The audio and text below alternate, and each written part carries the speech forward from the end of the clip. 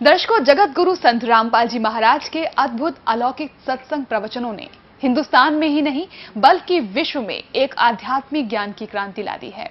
लाखों श्रद्धालुओं ने हमें इन सत्संगों के प्रसारण के लिए बधाई पत्र भेजे हैं। इसके साथ साथ कुछ श्रद्धालुओं ने कुछ शंकाएं भी हमारे को भेजी हैं। हमने उन सब श्रद्धालुओं की शंकाओं के निवारण के लिए संत रामपाल जी महाराज से भेंट की तथा महाराज जी से उन सभी शंकाओं का निवारण जाना, जिसकी जिज्ञासा हमारे दर्शकों में बनी हुई है। तो आइए अब जानते हैं परम पूज्य जगत गुरु तत्वदर्शी संत रामपाल जी महाराज से आपकी हर शंका का समाधान। महाराज जी, गीता अध्याय 18 के श्लोक 62 में गीता ज्ञानदाता अपने से अन्य परमेश्वर की शरण में जाने को कहता है। वह परमेश्वर कौन है? पुण्यात्माओं, गीता अध्याय नंबर 18 के श्लोक नंबर 62 और 66 में गीता ज्ञानदाता कहता है कि अर्जुन, तू सर्वभाव से उस परमेश्वर की शरण में जा। उसकी कृपा से तो परम शांति को और सनातन परम धाम को प्राप्त होगा, उस परमेश्वर की कृपा से। और गीता अध्याय नंबर 18 के श्लोक नंबर 66 में एक वर्ज शब्द है, वर्ज। अब वर्ज माने जाना होता है। जैसे इंग्लिश वर्ड है गो, तो गो मीन जाना, और जहां गो शब्द लिखा हो कोई कहीं पर लिख रखा ही इज गोइंग, उसका अर्थ कर दे वो आ रहा है तो उसमें कितने नंबर आओगे उस विद्यार्थी का? 0। और ये हमारे धर्मगुरु 100 के 100 नंबर प्राप्त कर रहे। वर्ज माने जाना होता है, इन्होंने आना कर रखा है। तेरा गजब है। गीता ज्ञानदाता अपने से अन्य परमेश्वर परम अक्षर ब्रह्म की शरण में जाने को कह रहा है। महाराज जी, तत्वदर्शी संत की क्या पहचान है? कृपया प्रमाण सहित बताइए। गीता अध्याय नंबर 15 के श्लोक नंबर 1 से 4 में कहा है कि उल्टा लटका हुआ संसार रूपी वृक्ष है, और जो संत इसके सभी विभागों से परिचित है, नारे नारे भाग बता देगा, वो तत्वदर्शी संत है। ये देखिएगा, एक बार ये उल्टा लटका हुआ संसार रूपी वृक्ष देख लें। ये है गीता अध्याय नंबर 15 के श्लोक 1 से 4 16-17 का सारांश। ऊर्ध्व मूलम अधः शाखम, ऊपर को मूल वाला ऊर्ध्व मूलम और नीचे को शाखा वाला ये उल्टा लटका हुआ संसार रूपी वृक्ष है। ऊर्ध्व मूलम, देखिएगा, ऊर्ध्व मूलम गीता अध्याय नंबर 15 का 15 अध्याय प्रथम मंत्र। ऊर्ध्व मूलम अधः शाकम अश्वत्थम प्राहु अव्यम छंदासी यस्य प्रणानी ये तम वेद स वेदवित। इनका अनुवाद पढ़िए। आदि पुरुष परमेश्वर रूप मूल वाले, यानी आदि पुरुष परमेश्वर पूर्ण परमात्मा तो समझो इसकी जड़ है। आदि मूल रूप परमेश्वर मूल व रूप मूल वाले आदि पूर्ण परमात्मा तो समझो परम अक्षर ब्रह्म है। ये परम अक्षर ब्रह्म है। ये बताते आदि पुरुष परमेश्वर रूपी मूल वाले अधः शाखम, यहां गलत कर दिया इन्होंने। अधः माने इन्होंने कर दिया ब्रह्मा मुख्य, ब्रह्मा रूप मुख्य शाखा वाले नहीं। अब देखो, इसमें दूसरे मंत्र में अधः 2 बार है। अधः अधः अधः च ऊर्ध्वम, ऊर्ध्व माने ऊपर, अधः माने नीचे। यहां देखना, इन्हीं का अनुवाद है। अधः माने नीचे, अधः माने नीचे। तो यहां जहां ये इनकी बुद्धि स्लिप करगी, अज्ञानियों की अड़ंगा कर दिया, ब्रह्मा को मुख्य रूप बना दिया, मुख्य। ऊर्ध्व मूलम अधः शाखम, ऊपर को जड़ नीचे को शाखा वाला। इसका सीधा सा अर्थ बनता है, ये संसार रूपी पीपल के वृक्ष को अविनाशी कहते हैं। वेद जिसके पत्ते कहे गए हैं, वेद जिसके पत्ते कहे गए हैं, और उस संसार रूप वृक्ष को जो पुरुष, जो व्यक्ति मूल सहित यानी जड़ से लेकर पत्तों तक तत्व से जानता है, सह वेदवित, वह वेद के तात्पर्य को जानने वाला है, अर्थात वो तत्वदर्शी संत है। अब ये देखिएगा, अब क्या इससे सिद्ध हुआ कि जो ऊपर को जड़ और नीचे को तीनों शाखा वाला पीपल का, संसार रूपी पीपल के वृक्ष को सभी विभागों सहित जानता है। छंदासी छंद माने टुकड़े, उसके सारे विभागों को जानता है। स वेदवित परमात्मा 600 वर्ष पहले आए थे। तत्व ज्ञान वो स्वयं बताया करते हैं। सच्चिदानंद ब्रह्म की वाणी कहलाती है वो। उसको सूक्ष्म वेद और तत्व ज्ञान भी कहा जाता है। उसमें परमात्मा ने 600 वर्ष पहले अपनी वाणी में कहा है, अक्षर पुरुष एक पेड़ है, निरंजन वाकी डारे, तीनों देवा शाखा है, वही पाते रूप संसार। ओए होए, ये भगवान, इन बातों तो भगवान पहचान लो जिनको हमारे विद्वान पुरुष महर्षि मंडलेश्वर नहीं समझ सके इस गीता के आशय को। और परमात्मा ने 600 वर्ष पहले अपने तत्व ज्ञान में लिख रखा है कि अक्षर पुरुष एक पेड़ है। जमीन से जो बाहर दिखाई देता है उसको पेड़ कहते हैं। तुरंत जो बाहर का हिस्सा है उसको अक्षर पुरुष कहा है परमात्मा ने। और उससे फिर एक डार निकलती हो उसको सरपुरुष ज्योति निरंजन कहा है। गीता अध्याय नंबर 15 के श्लोक नंबर 16 और 17 में 3 पुरुष है, सरपुरुष, अक्षर पुरुष और उत्तम पुरुष तू अन्य। परमात्मा इति उदारता ये लोक तरम आविश्य विभर्ति अवेश्वर है। जो सबका धारण पोषण करता है वो श्रेष्ठ भगवान, वास्तव में अविनाशी परमात्मा जिसको परमात्मा कहा जा सकता है, वो तो एक सरपुरुष अक्षर पुरुष से अन्य है। और वही तीनों लोकों में प्रवेश करके सबका धारण पोषण करता है। यानी वृक्ष का धारण पोषण मूल से होता है। और मूल कौन है? वो परम अक्षर ब्रह्म है। तो परमात्मा ने स्वयं बताया था अक्षर पुरुष एक पेड़ है और सरपुरुष वाकी डार, ज्योति निरंजन को सरपुरुष को। और तीनों देवा शाखा हैं, रजगुण ब्रह्मा, सतगुण विष्णु, तमगुण शिव जी और पात रूप संसार।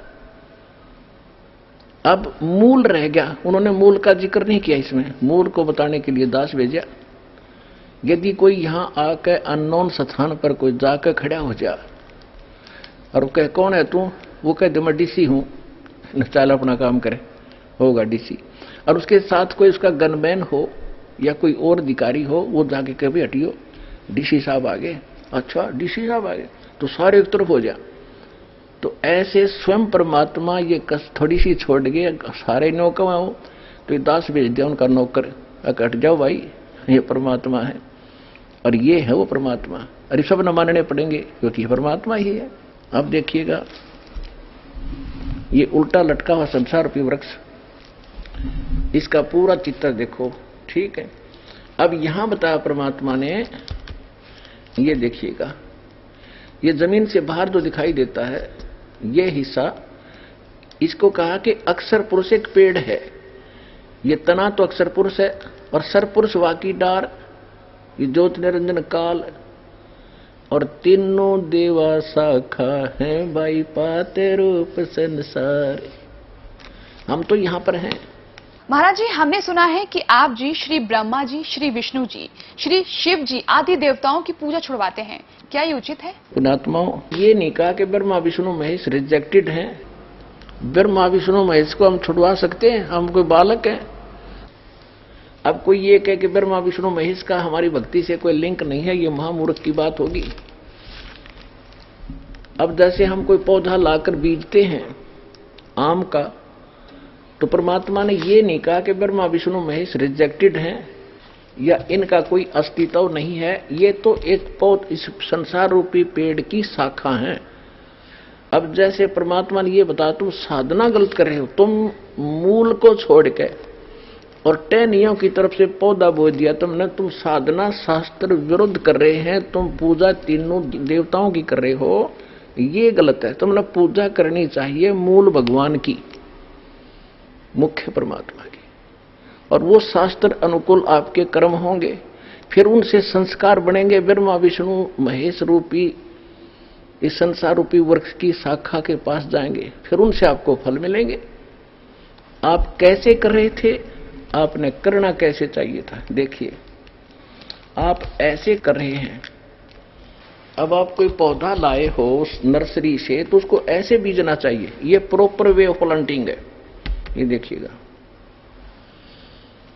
ठीक है, ये बिल्कुल सही है। ये तरीका है कि मूल जड़ को जमीन में गड्ढा खोद कर उसको गाड़ो और उसकी पूजा करो, सिंचाई करो, तो यहां से आहार चलेगा तना में, सरपुरुष में, अक्षर पुरुष में, फिर सरपुरुष डार में, और ये ब्रह्मा विष्णु महेश यहां पर हैं। तो ये पेड़ बनेगा, बड़ा हो गया। तो इन ब्रह्मा विष्णु महेश का फल लगेंगे आम के, इन टहनियों के। और कोई ये कहे कि इस टहनियों को काट दो, हमने इनकी जरूरत नहीं, हम तो मूल मूल की पूजा करेंगे, तो महामूर्ख होगा वो। परमात्मा ने कहा है तीनों देवा कमल दल बसे, ये ब्रह्मा विष्णु महेश, प्रथम इनकी वंदना फिर सुन सतगुरु उपदेश। ये तीनों देवता हमारे कमलों के अंदर इनका निवास है। प्रथम इनकी वंदना या साधना प्रथम मंत्र में आपको दी है, या करनी पड़ेगी। और उसके बाद सतगुरु का उपदेश भी सुनो, इस समय मत लटके रहना। वो आगे और क्या बताएगा सतगुरु, वो सारे मंत्र विधि बताई जाएगी। तो कोई ये कहते हैं कि आपके गुरुजी तो ब्रह्मा विष्णु महेश को छुड़वाते हैं। ब्रह्मा विष्णु महेश को कैसे छुड़वाऊंगा मैं? एक पौधे की टहनी कैसे कटवा दूं? फल इन्हीं को मिलना, लेकिन मिलेगा फल तो यही देंगे, क्योंकि यहाँ के प्रधान है ये। और ये देंगे फल उसको जिसका शास्त्र अनुकूल साधना होगी, उससे संस्कार बनेंगे, उन संस्कारों का वर्कडन ये देंगे। आप क्या कर रहे हो? परमात्मा ने बताया आप ऐसे कर रहे हो धर्मदास, आपने मूलतः ऊपर छोड़ दी खाली, जिसकी पूजा करनी चाहिए थी, और तुमने पूजा शुरू कर दी, ये टहनी गाड़ दी नीचे। ब्रह्मा विष्णु महेश को आपने गड्ढे में गाड़ रखा है और इसकी से पूजा कर रहे हो। ये सारा भक्ति रूपी पौधा थारा विनाश हो गया, भक्ति रूपी पौधे का नाश कर दिया आपने। अब परमात्मा कहते ऐसे शास्त्र अनुकूल साधना कीजिए। कबीर साहब कहते एक कैसा दे सब सदे और सब साध्य सब जावे, माली सींचे मूल को फले फूले गोए। अब ये एक के साध्य सारे सदेंगे और सब साध्य हैं, ये देखो सब साध्य सब जावे, कति नाश कर दिया। और माली यानी बुद्धिमान व्यक्ति जो इस प्रोसेस इसके प्रोसीजर से परिचित है, वो तो मूल न सींचेगा, इसकी पूजा करेगा और फिर ये फल फूल अघाय यानी खूब लदपद हो जाएंगे फल इसके। तो ये है अध्यात्म ज्ञान, ये है परमात्म ज्ञान जो दास आपको बता रहा है। अब यहां गीता अध्याय नंबर 15 के श्लोक 1 से 4 का सारांश है, देखिएगा। अब गीता पुण्यात्माओं आपके ईब समझ में आएगी गीता जी का सारांश क्या है। तू अदर है, आत्मा अमर है, तू क्या लेकर आया था, अर्जुन क्यों चिंता करता है, 4 लाइन लिख देते तो गीता जी का सार खाक सार था। ये सार तो ये है जो दास आपको बताने जा रहा है। अब गीता अध्याय नंबर 1 से 4 में आपको पढ़कर सुनाते हैं, क्योंकि इस पवित्र ग्रंथ का आप बहुत आदर भी करते रहे हो, इसका अध्ययन भी किया है। ये बता क्या रहा था, हम कर क्या रहे थे, देखिएगा। 15वें अध्याय का प्रथम मंत्र, आदि पुरुष परमेश्वर मूल वाले और नीचे को शाखा वाले, ऊपर ऊर्ध्व मूलम अधः शाखम। बालक भी पढ़ देगा विष्णु अच्छी तरह, ये नडंगा कर रखा है, ये सही लिखा है।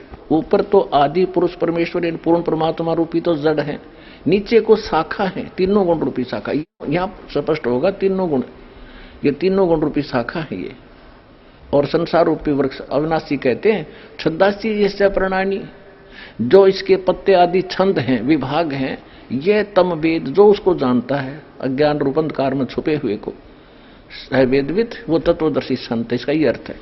अब दूसरे मंत्र में क्या कहा है देखिएगा, दूसरे 15वें अध्याय का, और ये दूसरा मंत्र है। इसमें क्या कि उस संसार रूपी वृक्ष की तीनों गुण रूप, यह अनुवाद गलत किया है, विषय पर वाला शाखा, तीनों गुण रूपी शाखा, अधः माने नीचे, ऊर्ध्व माने ऊपर, ये शाखाएं हैं, ये तीनों कोपल रूपी कोपलों वाली ये 3 शाखाएं समझो, ऊपर और नीचे, सर्वत्र नहीं। ऊपर ब्रह्मलोक में देखो, पृथ्वी लोक पर गीता जी का ज्ञान बोला जा रहा था, ऊपर स्वर्ग लोक है, नीचे पाताल लोक, इन तीनों पर ही इनका आधिपत्य है, ब्रह्मा जी, विष्णु जी और शिव जी का। ये देखो एक एक गुण, एक एक विभाग का, ऊपर और नीचे फैली हुई है। मनुष्य लोक में कर्मा अनुबंधनी मूलानी है, कर्मों के अनुसार बांधने वाली भी ये तीनों गुण, रजगुण ब्रह्मा, सतगुण विष्णु, तमगुण शिव जी मुख्य कारण है, जड़ है इसकी।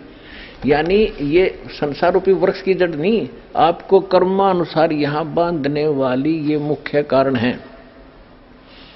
ये आपको फंसा कर रखते हैं, पार नहीं कर सकते। आप केवल जैसा आप कर्म करोगे वैसा ही फल दे सकते हैं। ये इसका अर्थ ये है। आगे देखो, और नीचे और ऊपर ये फैली हुई है, यहां देखिएगा। तीसरे में क्या कहा कि संसार रूप वृक्ष का, संसार वृक्ष का स्वरूप जैसा कहा है वैसा यहां विचार काल में नहीं पाया जाता, क्योंकि न इसका आदि है और न इसका अंत है, और न इसका अच्छी प्रकार से इसकी स्थिति है। इसलिए इस सुविरुद्ध मूलम जिसकी जड़ जो है वो दृढ़ है, अविनाशी पोर्शन है उस परमात्मा के ऊपर के लोक, तो अश्वत्थम संसार रूपी वृक्ष को, पीपल के वृक्ष को दृढ़ेन व दृढ़ असंग शस्त्रेन छतुआ, इनके लिख दिया कि वैराग रूप शस्त्र द्वारा काट कर नहीं, तत्व ज्ञान रूपी शस्त्र द्वारा काट कर उसको अच्छी तरह समझ। अब हम यहां आएंगे पहले। अब तीसरे में क्या कहा है, पहले तो ये देखते हैं कि इस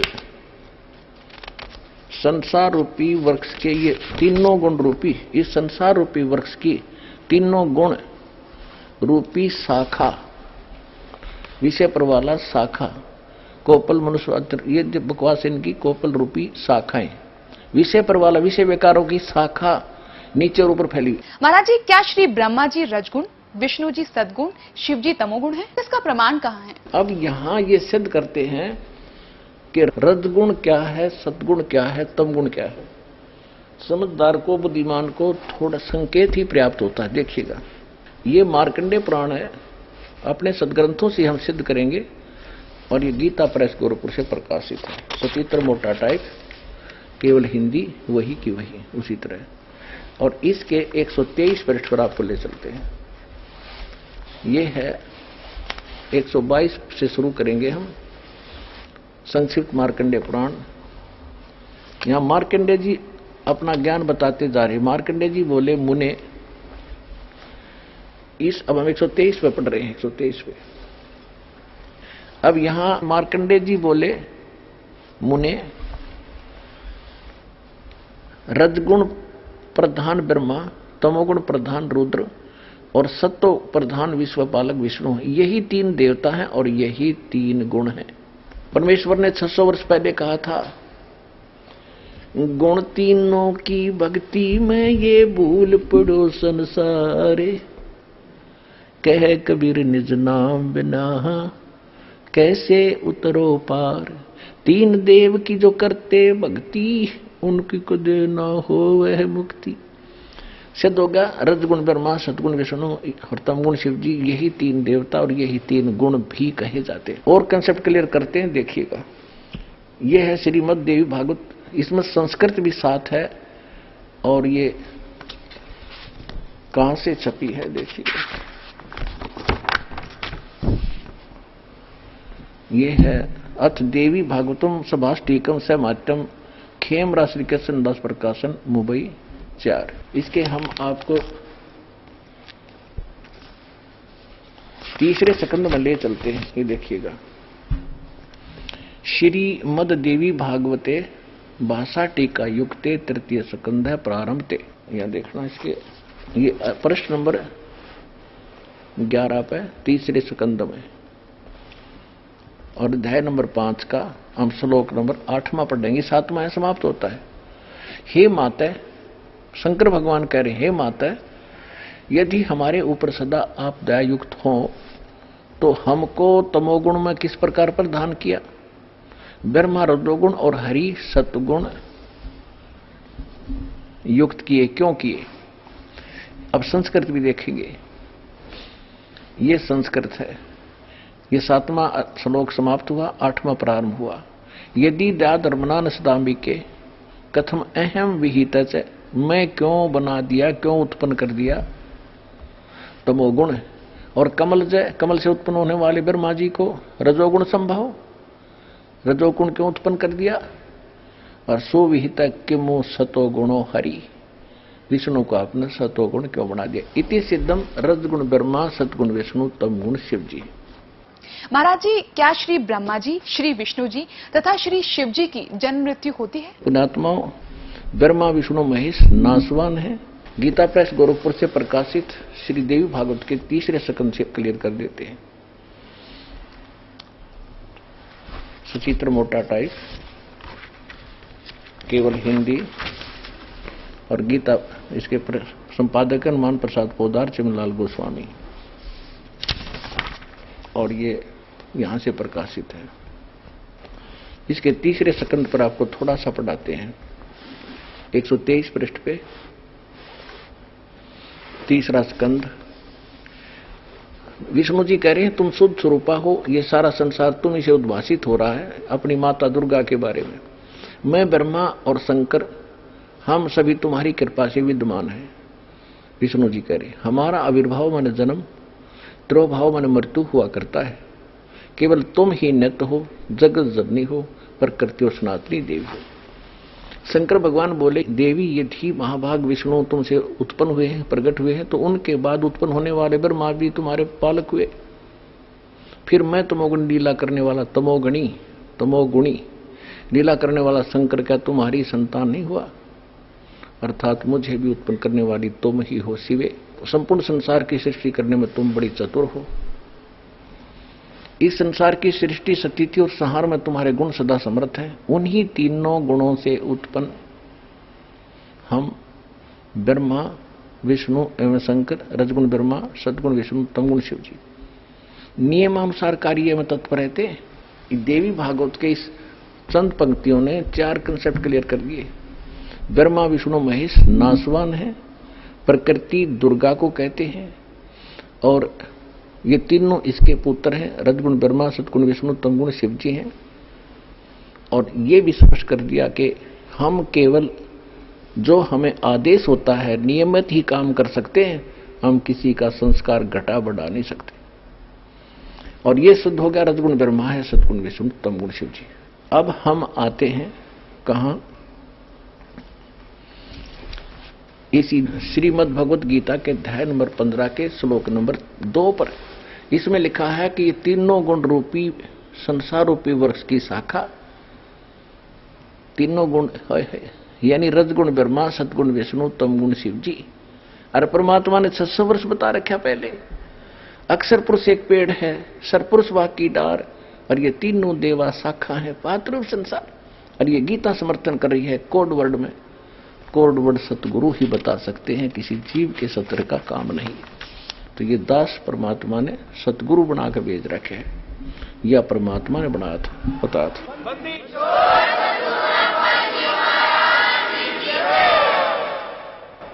अब ये देखिएगा, अब हम आगे श्रीमद् भगवत गीता, ये वही गीता प्रेस गोरखपुर से प्रकाशित अध्याय नंबर 15 और श्लोक नंबर हमने पढ़ लिया। ऊर्ध्व मूलम अधः शाखम, ये सारा पढ़ लिया आपने, उसके पत्ते कहे गए हैं। और यहां आ गया है कि ये उस संसार रूपी वृक्ष की तीनों गुण यानी रजगुण ब्रह्मा सतगुण विष्णु तमगुण शिव जी, ये नहीं, ये गलत अनुवाद कर रखा है। विषय पर वाला शाखा, संस्कृत पढ़ लो आप, शिक्षा का यही तो लाभ है।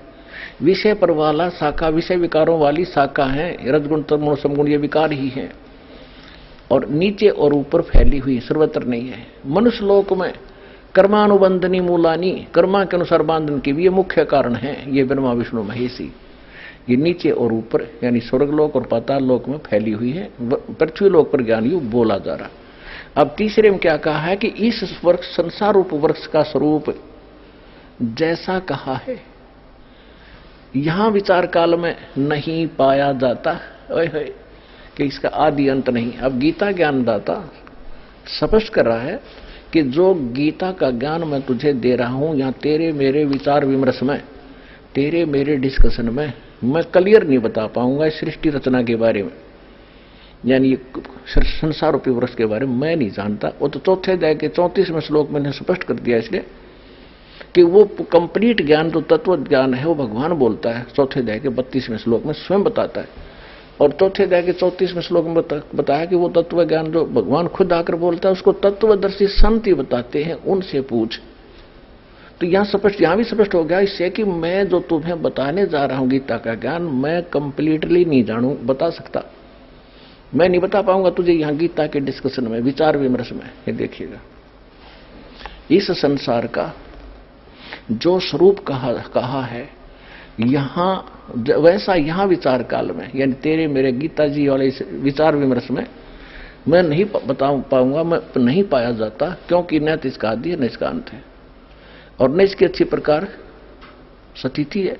अब इसको पता ही नहीं है तो आप स्थिति को नहीं, और इसलिए इस सो विरोध मूलम अस्वथम अति दृढ़, इसको छोड़ दो, अति दृढ़ मूल वाले यानी संसार रूपी पीपल के वृक्ष को असंग शस्त्रेण, इन्होंने वैराग रूप शस्त्र बता दिया, नहीं, तत्व ज्ञान रूपी शस्त्र के द्वारा काटकर अच्छी तरह तत्व ज्ञान से समझकर। अब यहां सुविर्ण मूलम क्यों कहा कि इस परमात्मा की जो ऊपर का पोर्शन है, सतलोक अलखलोक अगमलोक अकय लोक अनामी लोक जिसको कहते हैं, जहां वो परमात्मा का जो स्थान है, जो मूल मालिक जहां रहता है, वो जड़ है सारे संसार की, जहां से सबकी उत्पत्ति हुई है, वो अविनाशी है। इसलिए कहा कि सुविरोध मूलम, उस अविनाशी स्थान वाले भगवान की जानकारी दृढ़ माने अटल, जिसमें कोई मीन मेख ना, उस ज्ञान में, तत्व ज्ञान में दृढ़। देखो, दृढ़ेन असंग शस्त्रेण छतवा, उस अटल तत्व ज्ञान रूपी शस्त्र द्वारा काट के, यानी अज्ञान रूप में अज्ञान अंधकार में छुपी हुई इस गुत्थी को उस तत्व ज्ञान से समझकर उसके पश्चात चौथा 15वें अध्याय का चौथा श्लोक देखिएगा। अब ये चौथा श्लोक है, उसके पश्चात यानी तत्वदर्शी संत मिल जा, तत्वदर्शी संत की प्राप्ति के उपरांत उस तत्व ज्ञान से को समझने के पश्चात परमेश्वर के उस परम पद की खोज करनी चाहिए, जहां जाने के बाद साधक फिर लौटकर संसार में कभी नहीं आता। और जिस परमेश्वर से इस संसार रूपी वृक्ष की प्रवृत्ति विस्तार को प्राप्त हुई है, यानी जिसने सौर्य ब्रह्मांडों की रचना की है, केवल उसकी भक्ति करो और की नहीं। अपना आत्मा बालक नहीं, आपने कंप्यूटर तक चलाने आगे, इंटरनेट चला ले बालक, ये तो एक सिंपल सा ज्ञान अपने भगवान का दिया हुआ, इसको बहुत आसानी से समझेंगे। इसलिए आपको विद्वान बनाता कि आप कोड वर्ड भी समझ जाओ, दास के मुख से निकलते समझने लग जाएंगे, तो इंटेलिजेंट मानो हो गया। और हम परमात्मा को समझेंगे आसानी से। अब देखिएगा, तत्पश्चात यानी उसके पश्चात उस परम पद रूप परमेश्वर को खोजना चाहिए, जिसमें गए हुए पुरुष यानी साधक फिर लौटकर संसार में नहीं आते, और जिस परमेश्वर से पुरातन संसार वृक्ष की प्रवृत्ति विस्तार को प्राप्त हुई है, यानी जिसने संसार रूपी वृक्ष की रचना की है सब ब्रह्मांडों की, उसी आदि पुरुष नारायण की मैं शरण हूं। गीता ज्ञानदाता कह रहा है कि इस प्रकार निश्चय करके उस परमेश्वर का मनन और निधिध्यासन करना चाहिए।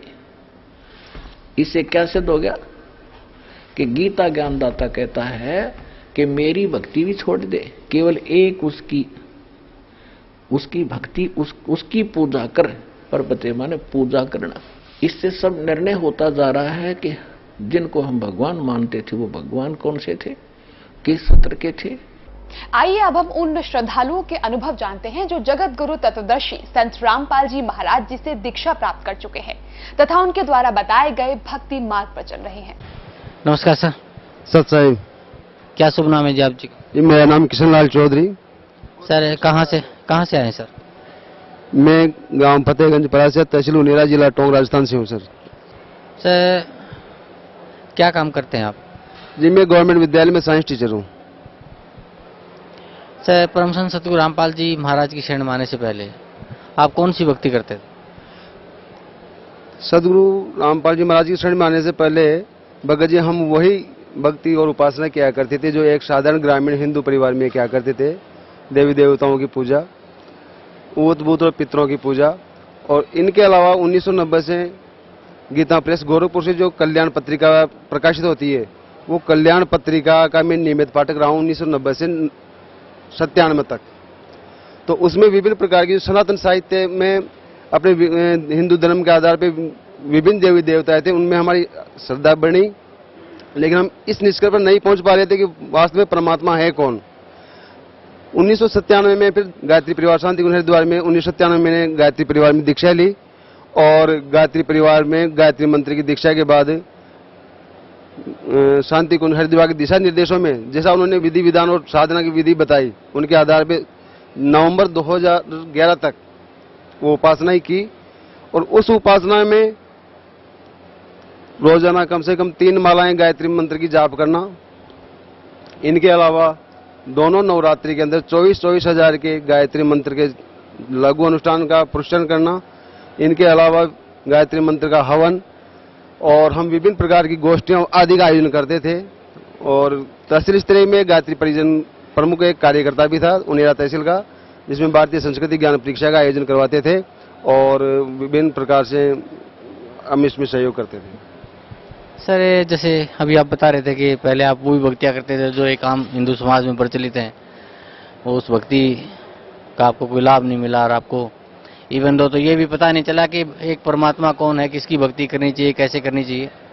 और इसी भूल भुलैया में आप पहुंच गए हरिद्वार, गायत्री परिवार से आप जुड़ गए और उनके द्वारा बताई गई विधि विधान के अनुसार आपने भक्तियाँ की, आपने अनुष्ठान भी बहुत किए।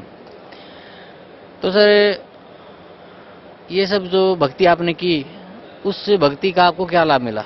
26 जनवरी 2001 को गुजरात में भयंकर भूकंप आया था, तो गायत्री परिवार से एक अखंड ज्योति पत्रिका निकलती है, अभी भी निकल रही है वो अखंड ज्योति पत्रिका और युग निर्माण योजना और प्रज्ञा अभियान पाक्षिक। तो उस प्रज्ञा अभियान पाक्षिक में एक समाचार छपा था कि गुजरात में जो लाखों लोग उस भूकंप में मारे गए थे, उन भूकंप में मरने वालों में एक भी गायत्री परिजन नहीं था, और किसी भी गायत्री परिजन की किसी भी प्रकार की जनधन की हानि नहीं हुई है। उस समाचार से हमारे अंदर दृढ़ता आई और हमने अपनी पूरी निष्ठा के साथ गायत्री मंत्र का जप और विधि विधान के आधार पर अनुष्ठान शुरू कर दिए। लेकिन नवंबर 2011 में पंडित श्री राम शर्मा आचार्य जी के जन्म शताब्दी समारोह के अंदर 1551 कुंडीय यज्ञ था। उस यज्ञ में जन्म शताब्दी समारोह का यज्ञ था, उसमें हमारी भागीदारी में मेरे साथियों के साथ शांति कुंज हरिद्वार गया हुआ था, और वहां पर जो यज्ञ का मेन वेदी थी, हमारे आंखों के जस्ट सामने वहां भगदड़ हुई और कम से कम 22 गायत्री परिजन मारे गए। उसके बाद में मेरे मन में आचार्य जी के प्रति थोड़ी श्रद्धा कम हो गई और गायत्री मंत्र से जो मेरे अंदर जो निष्ठा थी, जो दृढ़ता वाली भावना थी, वो अचानक खत्म हो गई और मैं भक्तिहीन हो गया एक तरह से। उस समय हम आचार्य जी को महाकाल का अवतार और शांति कुंज को महाकाल का घोंसला कहा करके बड़े प्रसन्न हुआ करते थे, और सदगुरु रामपाल जी महाराज के चरणों में आने के बाद हमें पता चला कि महाकाल कौन है और उनकी क्या स्थिति है। सर परम संत सतगुरु रामपाल जी महाराज की शरण में आप कैसे आए? भगत जी, नवंबर 2000 के हादसे के बाद मैं बिल्कुल भक्तिहीन हो गया था, कहीं भी मेरी श्रद्धा नहीं थी। तो उस समय मैं कहता मैं साइंस एंड आदमी हूं और मैंने कभी साहित्य पढ़ा नहीं था, लेकिन मैंने नौकरी में आने के बाद मैंने हिंदी से एमए किया था, और उस एमए हिंदी के अंदर एक पेपर एक कवि का होता था। उसमें विद्यार्थी अपनी चॉइस के आधार पर कोई भी एक कवि चूज करता है, सूरदास हो, तुलसीदास जी हो, रहीम जी हो, कबीर जी हो, कोई भी। तो मैंने कबीर साहब का पेपर चूज किया था और वो पेपर 15 नंबर के उसमें क्वेश्चन आते थे, और पास होने के उद्देश्य से पासबुक में से उनके कबीर साहब के पदों को हम पढ़ते थे और उन पदों को पढ़ के हम पास हुए। और जब नवंबर 2011 की घटना के बाद में जब कहीं भी हमारा मन नहीं लगा, तो वो कबीर साहब की वो पद बार बार रह रह के मन में याद आते थे। उनका जो रहस्यात्मकता थी, आडंबरों का विरोध था, वो सारी बातें हमारे मन को बार बार प्रेरित करती थी कि क्यों ना हम कबीर साहब का कुछ साहित्य पढ़ें या उनसे कहीं कोई साहित्य मिल जाए तो हम उनसे प्रेरणा लें। और इसी उदयपुर में, क्योंकि मैं गायत्री परिजन था और स्वाध्याय मेरे जीवन का अंग था, मैं रोजाना घंटा आधा घंटा रोज स्वाध्याय करता था, अब भी करता हूं। तो उस हिसाब से मेरे मौसा जी के यहाँ टोंक में मैं बैठा हुआ था, घर पे कोई नहीं थे, और बैठे बैठे ऐसे भक्ति सौदागर का संदेश कोई किताब पड़ी हुई थी मौसा जी की वहाँ, वो मैंने उठकर पढ़नी शुरू कर दी। और जैसे मैंने शुरुआत से पढ़ाई, शुरुआत में मुझे रामपाल दास जी महाराज ऐसे लगे जैसे कोई कम्युनिस्ट विचारधारा रखने वाले व्यक्ति हों और ये कोई हिंदू धर्म का नाश करने पे तुले हुए हों। लेकिन जैसे जैसे मैं 3-4 पन्ने आगे पढ़े तो वहाँ पे विभिन्न संतों की जो वाणियाँ थी वो वाणियाँ मेरे मन के आर पार निकल गई।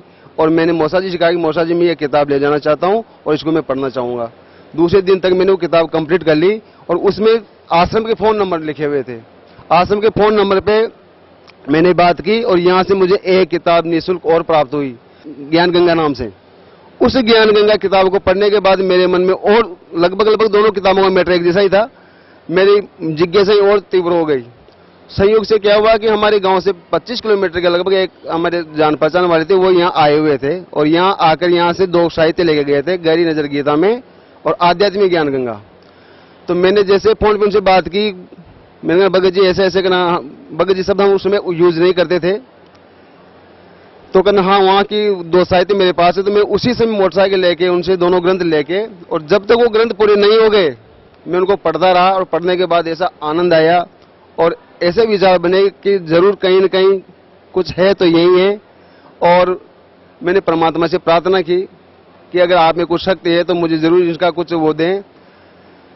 तो पूर्णिमा की रात में, डेट तो मुझे ध्यान नहीं रहा कब कौन सी थी वो, लेकिन पूर्णिमा की रात थी। उस रात को जब तक मैंने गुरुजी की फोटो भी नहीं देखी थी, नहीं कहीं टीवी पे कोई प्रोग्राम देखा था, तो उस पूर्णिमा की रात को 12-12:30 बजे के लगभग कि चल उठ उठ उठ ऐसी आवाज आई। एक वो धुंधला सा गुरुजी का जो चेहरा था, आप सफेद सफेद बाल, गोरा गोरा सा चेहरा, वो मुझे धुंधला लगा। मैं उठ के बैठ गया। मैंने कहा ये क्या हुआ? तो मैंने सोचा भाई कहीं ये तो काल के जाल आते रहते हैं। कुछ दिनों बाद में फिर ऐसा ही हुआ। फिर मैंने सोचा कि क्यों ना हम जो मन में हमारे वो थे बातें, भाई गुरुजी हमें कुछ ऐसा करें, तो वो है ये बात। हमने उसी भगत जी से कहा भगत जी हमें वहां लेके चलो आप। तो भगत जी ने कहा कि ठीक है, आप जयपुर से 25 प्रकार गाड़ी जाती है जयपुर हिसार, उसमें निकल जाओ। तो मैंने कहा नहीं, मैं कभी इधर गया नहीं, आप हमारे साथ चलो। तो भगत जी हमारे साथ आए और यहाँ पे हमने नाम दीक्षा ली। नाम दीक्षा लेने के बाद मुझे पता चला और एहसास हुआ कि वास्तव में कोई मूल मंत्र थे। प्रथम मंत्र में भी हमने पता चल गया कि मूल मंत्र थे तो यही थे जो सदगुरु रामपाल जी महाराज ने हमें प्रदान किए हैं। सर पहले आप परंपरागत जो भक्ति करते थे और उसके बाद आप गायत्री परिवार शांति कुंज हरिद्वार से जुड़े और उन्होंने जो इस भारत वर्ष की धरा पे मैं समझता हूँ बहुत बड़ी त्रासदी आई थी 26 जनवरी 2002 को गुजरात में जो भूकंप आया था।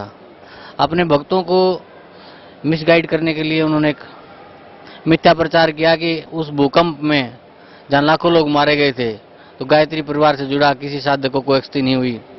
और अभी आप बता रहे थे कि उन्हीं के अनुष्ठान में जो उनका मेन अनुष्ठान था शांति कुंज हरिद्वार में, उसमें भगदड़ में 22 लोगों की जाने गई।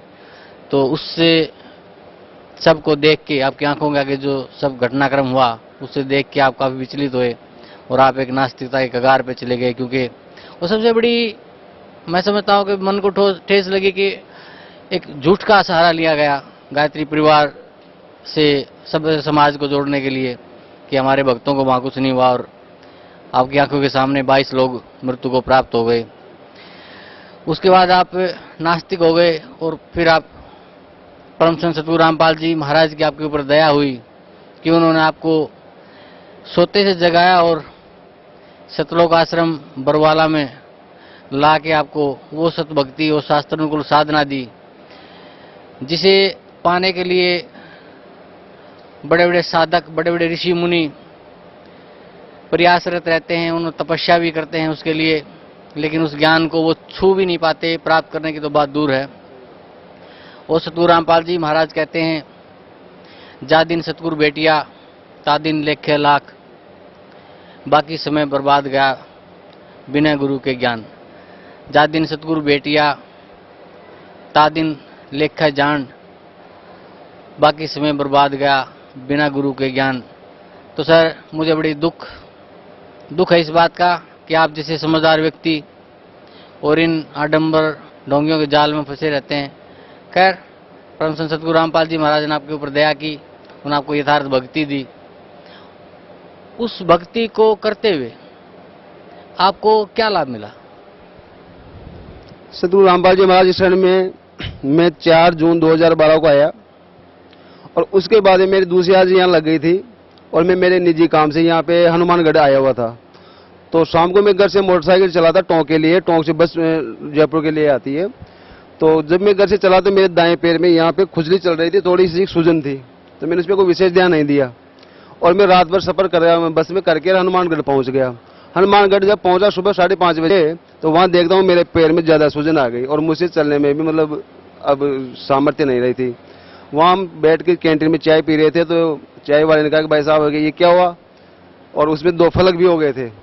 तो मैंने कहा भाई ये पता नहीं क्या हो गया, बैठे बैठे हम सारी रात बैठ के आ रहे हैं इसलिए सूजन आ गई। नहीं भाई साहब ऐसी कोई जहरीला कीड़ा खा गया। भाई मैंने कहा हो सकता है, मुझे तो पता नहीं कहाँ खा गया। तो हम उस दिन सारा काम करके वापस घर पे गए। शाम को घर पहुंचते ही मैंने आश्रम फोन किया, एक भगत जी से फोन किया, भगत जी ऐसे ऐसे मेरे साथ ऐसा हुआ है और हमारे गांव में इस प्रकार जहरीली कीड़े खाने इस पर तेजा जी महाराज के यहाँ जाते हैं और वहाँ पे जोत बत्ती वगैरह लगाते हैं। परमात्मा का साफ आदेश है कि जो कुछ भी करना है आपको परमात्मा के नाम से केवल कबीर परमेश्वर को करना है और किसी को कुछ नहीं करना है। तो यहाँ से हमें यही आदेश मिला कि आप हॉस्पिटल में दिखा सकते हैं, किसी के आप जाएंगे नहीं देवस्थान पे। तो मैंने रात घर वालों ने भी ये डिक्लेयर कर दिया कि भाई तेरे तो जहरीला कीड़ा खा गया और सुबह तो हालत खराब हो जाएगी तेरी, और सुबह आपको जरूर वहाँ तेजा जी महाराज के यहाँ लेके चलेंगे और जोत जलाएंगे। मैंने परमात्मा से रात को प्रार्थना की कि परमात्मा मेरी श्रद्धा को आप संबल देना, मेरी निष्ठा को दृढ़ करना, और रात भर में मेरे साथ जो कुछ हुआ भगत जी, परमात्मा ने रात को ही नींद में मुझे एक ऐसी कहानी सुनाई। मैं खुद एक किसान परिवार से हूं। परमात्मा ने कहानी सुनाई कि बेटे मेरे ऐसे हमारे घर में 2 बैल थे और इस प्रकार एक बैल के पैर में कील लग गई और उस कील के लगने के कारण वो हाड़ी जो था उसका, तो कील का ध्यान नहीं रहा और बैल का पैर सूज गया और बैल चलने में असमर्थ हो गया। फिर हम उसको वहाँ गांव में जो डॉक्टर थे जानवरों के उसको दिखाए तो डॉक्टरों ने बता दिया घुटनों पे दर्द और वहाँ पट्टियां बांधने शुरू कर दी।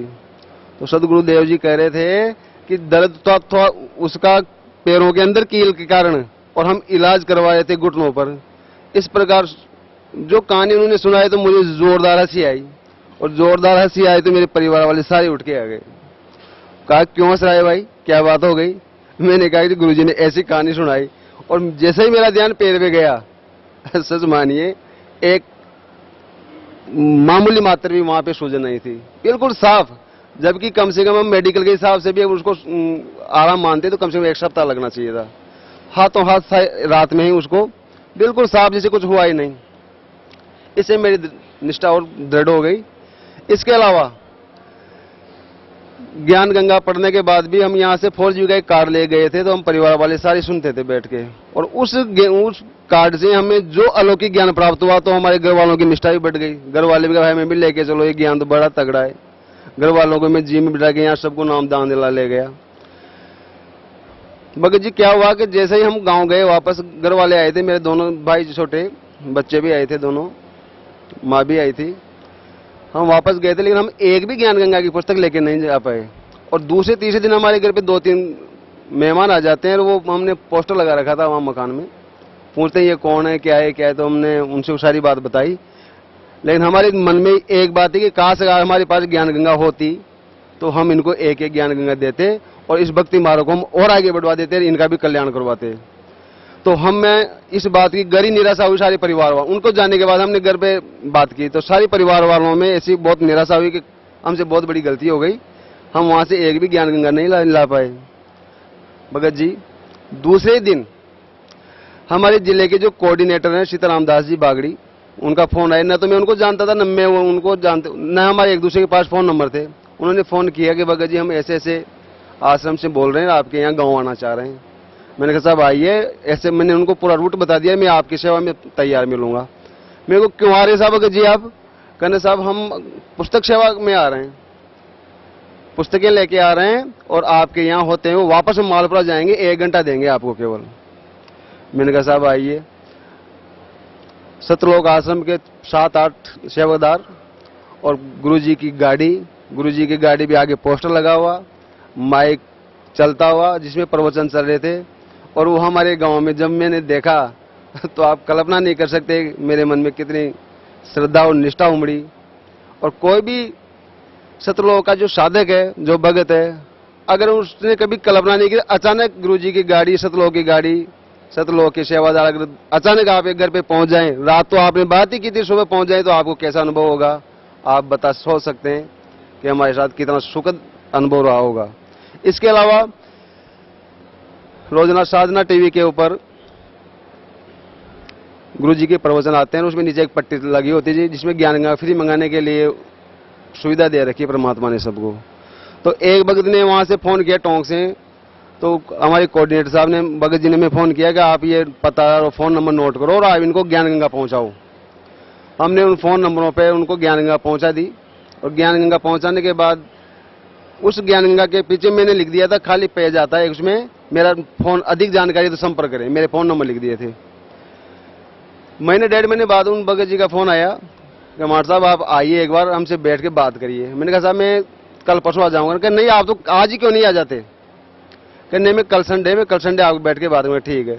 हम टोंक पहुंच गए। टोंक पहुंचने के बाद हमारे एक स्टाफ साथी और थे, उन दोनों को लेकर हम घर पहुंच गए।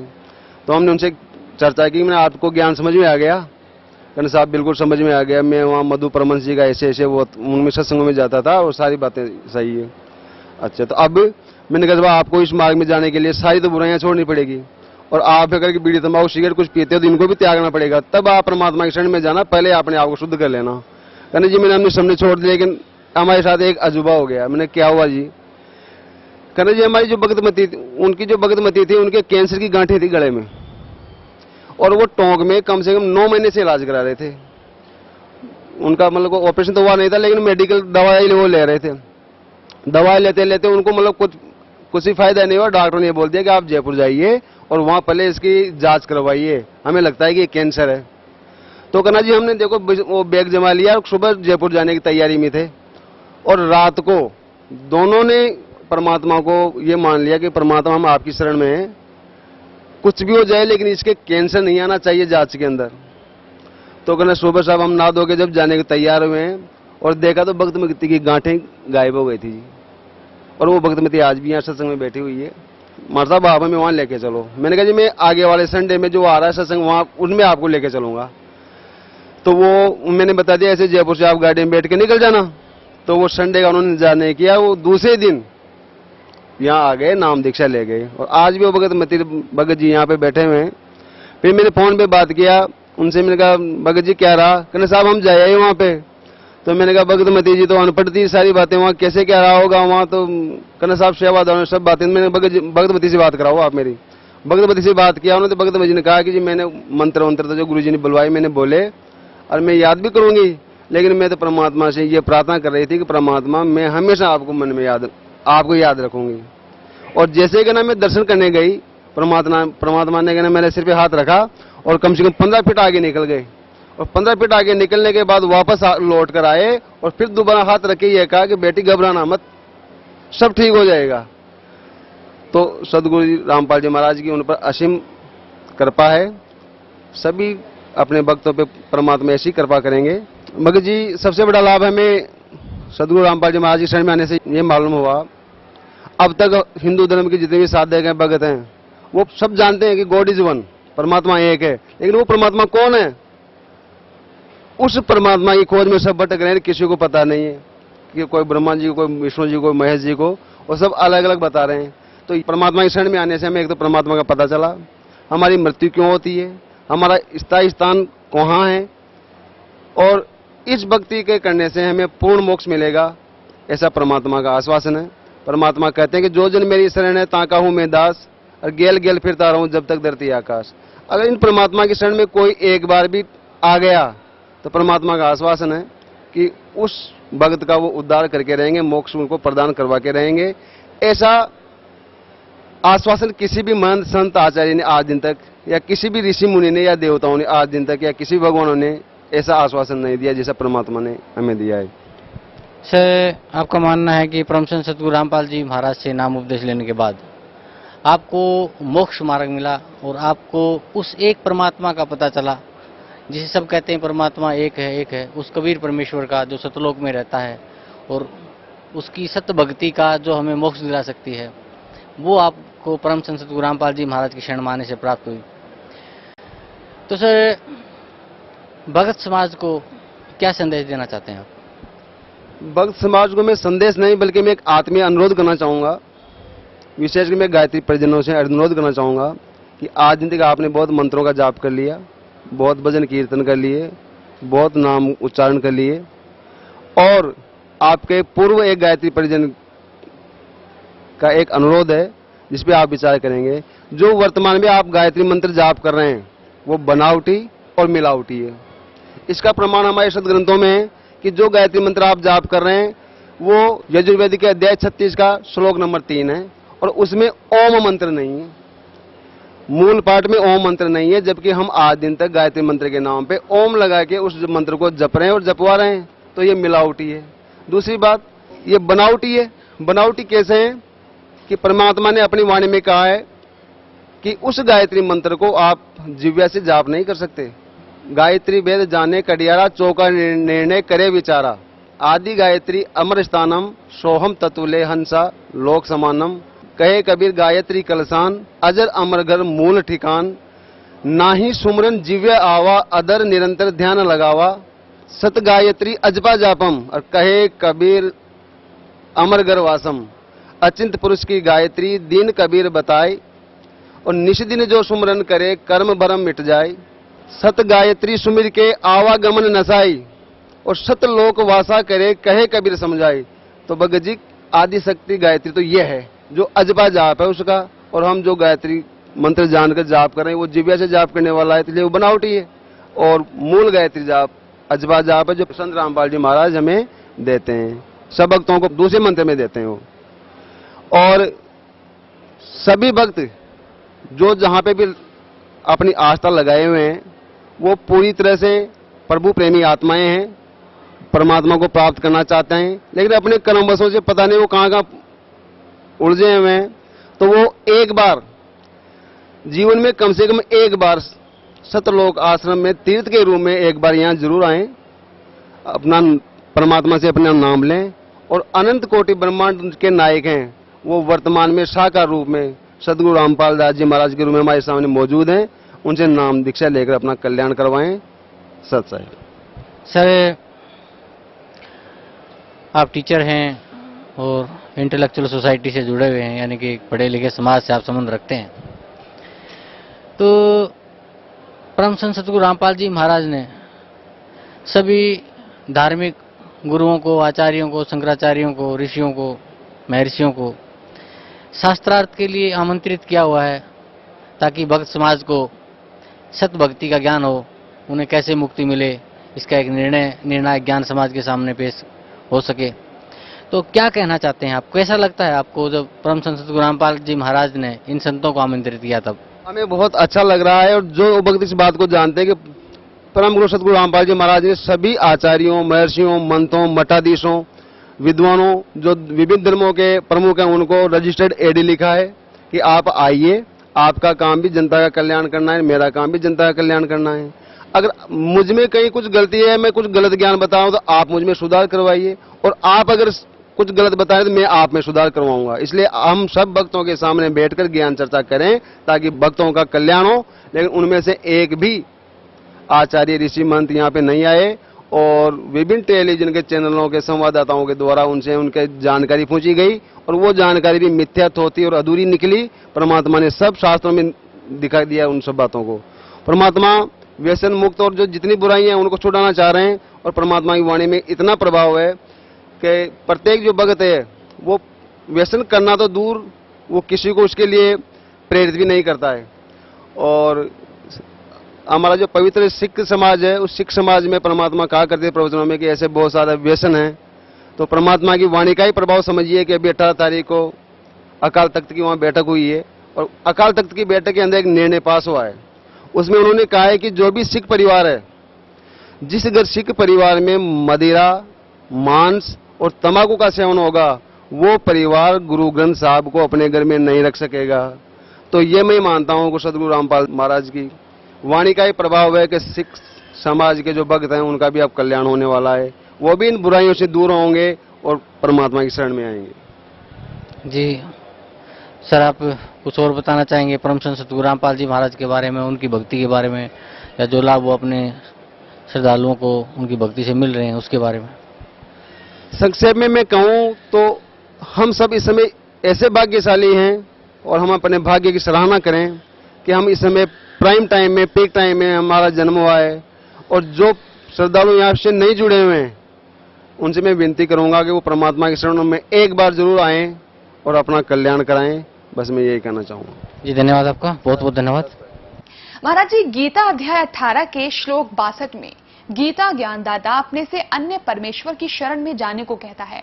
वह परमेश्वर कौन है? पुण्यात्माओं, गीता अध्याय नंबर 18 के श्लोक नंबर 62 और 66 में गीता ज्ञानदाता कहता है कि अर्जुन, तू सर्वभाव से उस परमेश्वर की शरण में जा। उसकी कृपा से तू परम शांति को और सनातन परम धाम को प्राप्त होगा, उस परमेश्वर की कृपा से। और गीता अध्याय नंबर 18 के श्लोक नंबर 66 में एक वर्ज शब्द है, वर्ज। अब वर्ज माने जाना होता है। जैसे इंग्लिश वर्ड है गो, तो गो मीन जाना, और जहां गो शब्द लिखा हो कोई कहीं पर लिख रखा है ही इज गोइंग, उसका अर्थ कर दे वो आ रहा है तो उसमें कितने नंबर आएंगे उस विद्यार्थी का? 0। और ये हमारे धर्मगुरु 100 के 100 नंबर प्राप्त कर रहे। वर्ज माने जाना होता है, इन्होंने आना कर रखा है। तेरा गजब भैया। कहते हैं गुरु बिन काहू न पाया ज्ञाना, जो थोथा बुस छड़े मूड किसाना। गुरु बिन वेद पढ़ जो प्राणी, समझन सार रहे अज्ञानी। ये अज्ञानी थे सारे के सारे आज तक। गुरु मिला नहीं इनको, सतगुरु। गुरु तो शब्द पर्याप्त है, वैसे गुरु शब्द पर्याप्त है, टीचर, अध्यापक, लेकिन ये नकली गणे हो गए, इसलिए सतगुरु कहना पड़ा। तो सतगुरु बिन काहू न पाया ज्ञाना, जो थोथा भूसड़े मूड किसाना। और सतगुरु बिन वेद पढ़े जो प्राणी, समझे न सार रहे ज्ञानी। सारे ज्ञानी थे। आज वेद दास ने पढ़ाए भगवान की दया से, और सदगुरु दास ने पढ़ाए आपको। आज आपके उंगलियां पर करवा दिए ये सब अध्याय और इनके शब्द। विष्णु जी कहते हैं मैं दुर्गा से ऊपर कोई देवता नहीं जानता। सचित्र मोटा टाइप, गीता प्रेस गोरखपुर से प्रकाशित। इसके कौन है संपादक, कौन है इसके देखिएगा, हनुमान प्रसाद पोदार, चिमनलाल गोस्वामी, और ये प्रकाशक है इसके। ये 28 पृष्ठ है, ये प्रथम स्कंद, पहला स्कंद है। और ये संक्षिप्त देवी भागवत 28वें, वही पढ़ रहे हम। नारद और व्यास जी की गोष्ठी हो रही है। नारद जी से प्रश्न पूछा है व्यास जी ने, और नारद जी बता रहे हैं। नारद जी ने कहा, महाभाग व्यास जी, तुम इस विषय में जो पूछ रहे हो, ठीक यही प्रश्न मेरे पिताजी ने भगवान श्री हरि से किया था। देवा अधिदेव भगवान जगत के स्वामी हैं, लक्ष्मी जी उनकी सेवा में उपस्थित रहती हैं। यानी विष्णु जी के विषय में बता रहे हैं। ऐसे जगत प्रभु भगवान श्री हरि महान तप कर रहे थे, उनकी समाधि लगी थी। यह देखकर मेरे पिता ब्रह्मा जी को बड़ा आश्चर्य हुआ। अतः उन्होंने उनसे जानने की इच्छा प्रकट की। ब्रह्मा जी ने पूछा, प्रभु आप देवताओं के अध्यक्ष, जगत के स्वामी और भूत भविष्य एवं वर्तमान सभी जीवों के एकमात्र शासक हैं। ब्रह्मा जी विष्णु जी को यहाँ सबसे बड़ा भगवान बताने की चेष्टा कर रहा है। भगवान फिर आप क्यों तपस्या कर रहे हैं और आप किस देवता की आराधना में ध्यान मगन है? ब्रह्मा जी के विनीत वचन सुनकर भगवान श्री हरि यानी विष्णु जी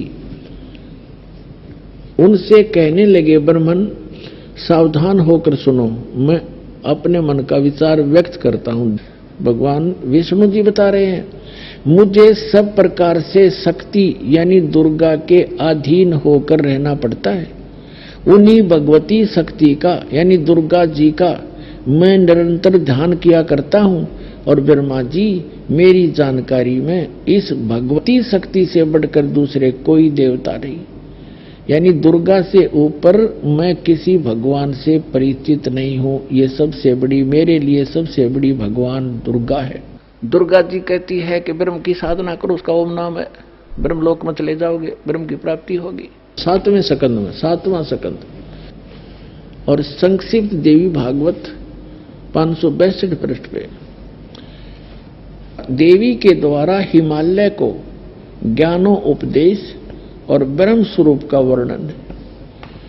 अब श्री देवी जी कहने लगी, पर्वतराज, अब दुर्गा जी पहले तो अपने विषय में बताती है, फिर कहती है नहीं, उस ब्रह्म का क्या स्वरूप है यह बतलाया जाता है। उस एकमात्र परमात्मा को ही जाने, दूसरी सब बातों को छोड़ दो। अब दुर्गा क्या कह रही है कि केवल एक ब्रह्म की पूजा करो, मेरी पूजा भी छोड़ दो। इस आत्मा का परमात्मा का को ओम के जप के साथ ध्यान करो। इससे अज्ञान में अंधकार से सर्वथा परे और संसार समुद्र से उस पार जो ब्रह्म है उसको पा जाओगे, तुम्हारा कल्याण हो। स्पष्ट कर दिया कि ओम नाम ब्रह्म का है और इस ओम नाम के जाप से ब्रह्म को पाने का उद्देश्य रखकर साधना करो, तुम उसको प्राप्त कर जाओगे। और वो कहाँ रहता है? वह यह सबका आत्मा ब्रह्म, ब्रह्मलोक रूप दिव्य आकाश में स्थित है, वहां रहता ब्रह्मलोक में ये ब्रह्म। ब्रह्म कहता है कि उस परमात्मा की भक्ति करो जिसने सारे ब्रह्मांडों की रचना की, और सब बातें छोड़ दो और किसी की पूजा मत करो। और उसकी कृपा से तो उस स्थान पर चला जाएगा जहां जाने के बाद फिर लौट कर नहीं आते संसार में। इसलिए गीता ज्ञानदाता अपनी साधना को, अपनी गति को अनुत्तम बताता है कि जन्म मृत्यु तेरी भी रहेगी, अर्जुन मेरी भी रहेगी। और जब तक जन्म मृत्यु है तब तक परम शांति नहीं हो सकती। वो पूर्ण मोक्ष होगा, उस शाश्वत स्थान पर चले जाएंगे जो सदा रहता है, कभी नाश नहीं होता, जिसको परमेश्वर ने संत भाषा में सत्यलोक कहा है। सत्य माने अविनाशी, लोक माने स्थान। गीता अध्याय नंबर 18 के श्लोक नंबर 62 में उसको शाश्वतम स्थानम सतलोक, सत्य स्थान जिसका नाश कभी ना हो, अविनाशी स्थान, वहां चला जाएगा। और ये सिद्ध हो गया कि गीता ज्ञानदाता नाशवान, इसकी जन्म मृत्यु होती है। इसलिए ये उस अन्य परमेश्वर, अपने से अन्य परमेश्वर परम अक्षर ब्रह्म की शरण में जाने को कह रहा है। अपने आत्मा देखना रहस्य इस गीता जी में। गीता अध्याय नंबर 7 के श्लोक नंबर 19 में स्पष्ट कर दिया, बहुनाम जन्मानाम अन्ते ज्ञानवान माम प्रपद्यते वासुदेव सर्वमिति स महात्मा सुदुर्लभ है। ओए होए, क्या बताया है कि बहुत बहुत जन्मों के किसी अंत के जन्म में कोई ज्ञानी आत्मा माम प्रपद्यते, मेरी भक्ति करता है ब्रह्म तक की, ना तो नीचे की जय गणेश देवा जय गणेश देवा, इन पत्थर की पूजा मंडे रहते, लगे रहते। कोई एकाध करता है ब्रह्म साधना और वो बता दी बात घटिया है मेरे वाली, फिर कहते वासुदेव सर्वमिति स महात्मा सुदुर्लभ है। ओए होए, ये बताने वाला कि वासुदेव का अर्थ क्या होता है? जिस परमात्मा का सबके ऊपर अधिपत्य हो, वो सर्वशक्तिमान सर्वगतम ब्रह्म, उसको वासुदेव कहते हैं। वेद में वासुदेव परमेश्वर कबीर जी के लिए उपमात्मक लिया गया है। और इन्होंने वासुदेव ला दिया श्री कृष्ण के। श्री कृष्ण तो वासुदेव का बेटा था, और वासुदेव एक व्यक्ति था जिसका नाम वेदों से ही उनके गुरुओं ने सेलेक्ट करके लिख दिया। श्री कृष्ण वासुदेव नहीं था, ये तो एक ब्रह्मांड में एक विभाग का मंत्री है, सतोगुण विभाग का, और परम अक्षर ब्रह्म पूर्ण परमात्मा असंग ब्रह्मांड के स्वामी है, वो है वासुदेव। और वही पूजा के योग्य है, वही मोक्षदायक है, वही पाप नाशक है, और वो सबका मालिक है, सबका धारण पोषण करने वाला। कहते हैं ये बताने वाला संत बड़ी मुश्किल से मिलेगा अर्जुन, कि वासुदेव ही सब कुछ है, उसकी भक्ति करो और की त्याग दो। वो पाप नाशक है, सबका पालक है, सृष्टि रचनहार है। कहते ये बताने वाला महात्मा तो सुदुर्लभ है, ओए बड़ी मुश्किल से मिलेगा। और पुण्यात्मा आपको आसानी से मिला दिया दाता ने। धन आपके माता पिता जिससे जन्म हुआ। ये देखिएगा, हम यही पढ़ रहे हैं गीता अध्याय नंबर 7 का, और श्लोक नंबर 19 में क्या कहा है कि बहुनाम जन्मानाम अंते ज्ञानवान माम प्रपद्यते। बहुनाम जन्मानाम अंते, बहुत बहुत जन्मों के अंत के जन्म में कोई ज्ञानवान ज्ञानी आत्मा मुझे मेरी भक्ति करता है। वासुदेव सर्वम इति स महात्मा सो दुर्लभ है। ओए होए, ये बताने वाला कि वासुदेव ही सब कुछ है, सर्वम, वही मालिक है, वही सबका जनक है, सबका पालक है, पाप नाशक है, भक्ति योग्य है, पूर्ण मोक्षदायक है। ये बताने वाला साधु संत तो बड़ी मुश्किल तय मिलेगा। इस ब्रह्म का कितना क्षेत्र है ये देखिएगा।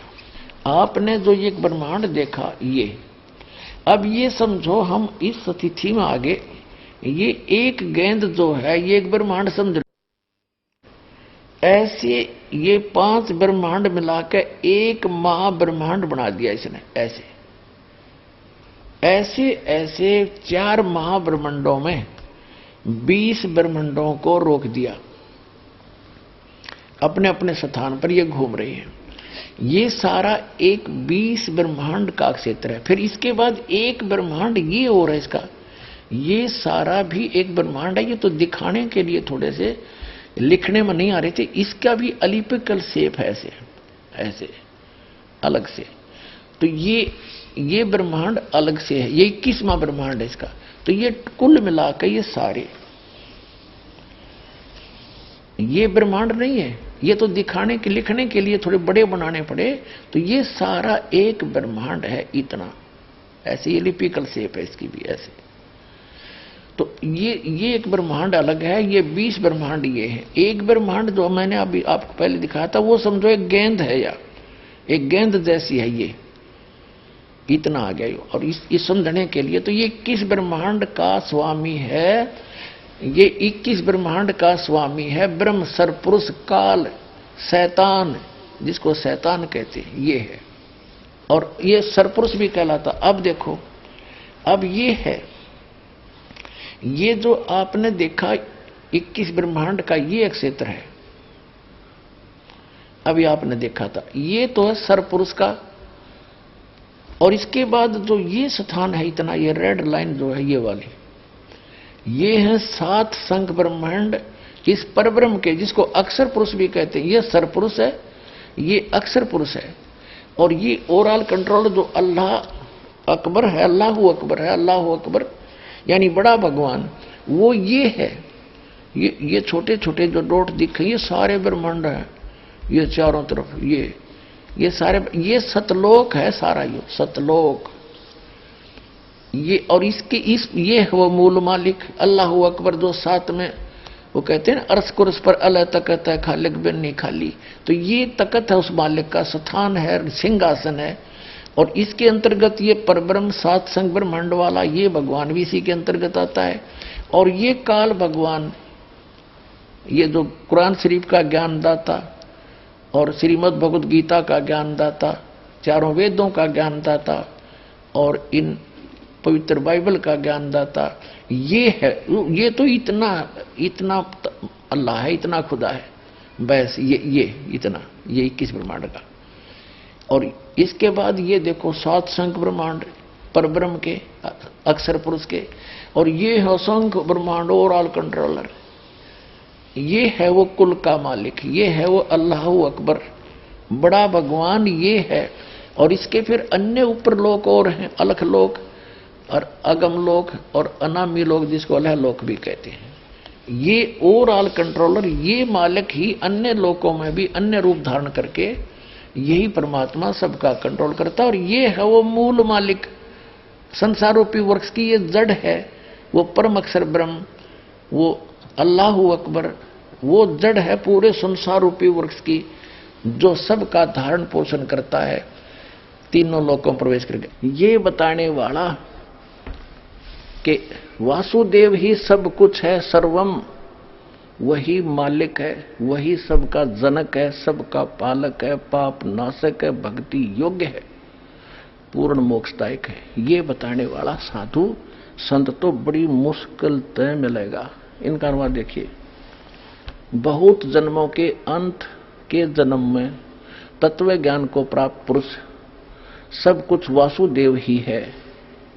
यानी नीचे लिखा भी उन्होंने, अर्थात वासुदेव के सिवा अन्य कुछ है नहीं। बिल्कुल सही है, इन वासुदेव श्री कृष्ण मान रखा था, ये उस पर कह रहे, इसका अर्थ ये सही है, सब कुछ वासुदेव ही है। इस प्रकार मुझको बचता हुआ महात्मा सुदुर्लभ है। कर दिया ना अज्ञान, इन्होंने बकवाद कर दी सारी।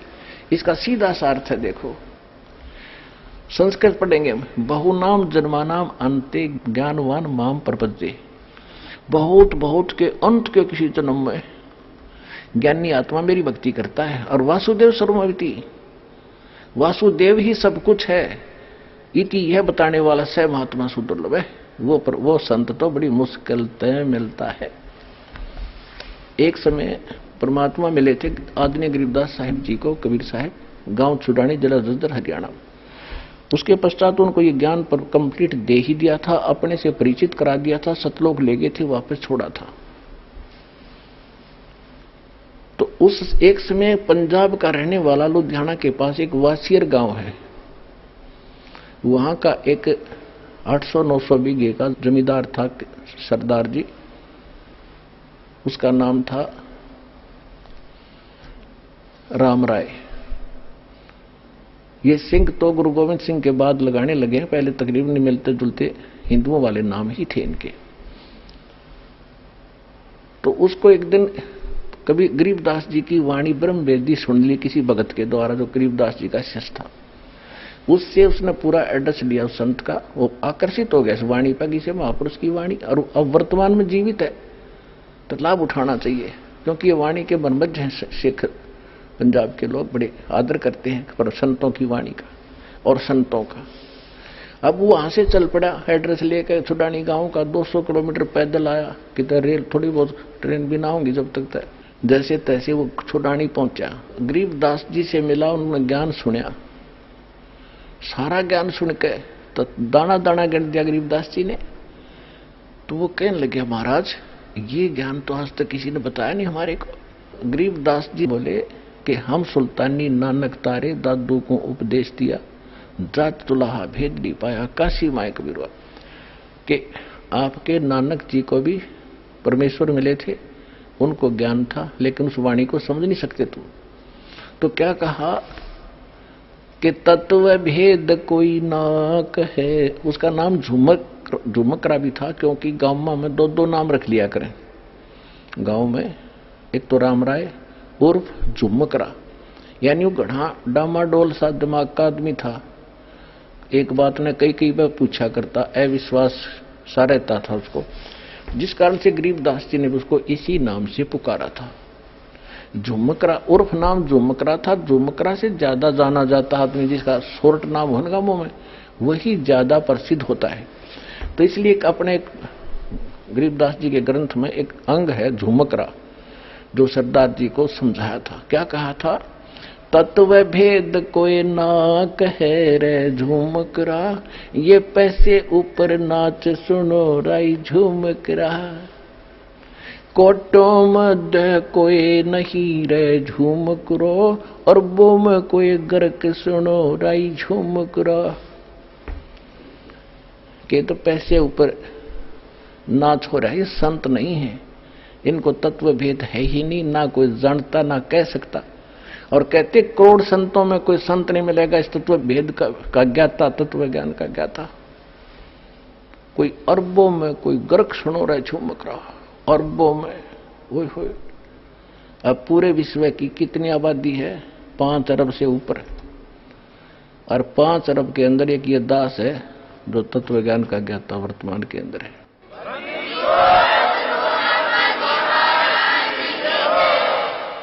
तो गरीबदास जी कहते हैं कोटों मध्य कोई नहीं रे झूमकरा।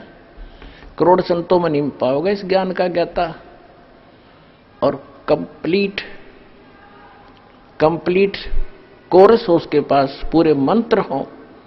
ग्रक माने saturated, complete in all respect, देसी भाषा ग्रक, यानी कति कंप्लीट, जिसमें कोई कसर ना हो, ऐसा संत।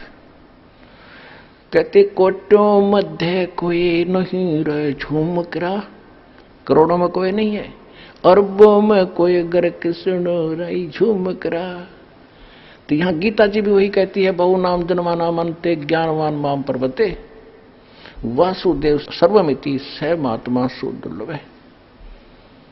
कि ये बताने वाला कि वासुदेव यानी सर्वशक्तिमान परमात्मा जिसका सबके ऊपर अधिपत्य है, वो वासुदेव है। जैसे ब्रह्मा जी, विष्णु जी, शिव जी, ये सबके ऊपर, सबके मालिक नहीं है। वासुदेव माने सबके ऊपर जिसका वास है, जो सबका मालिक है। ये केवल ब्रह्मा विष्णु महेश एक एक विभाग के एक ब्रह्मांड में मालिक हैं। ये कुल के मालिक वासुदेव नहीं है।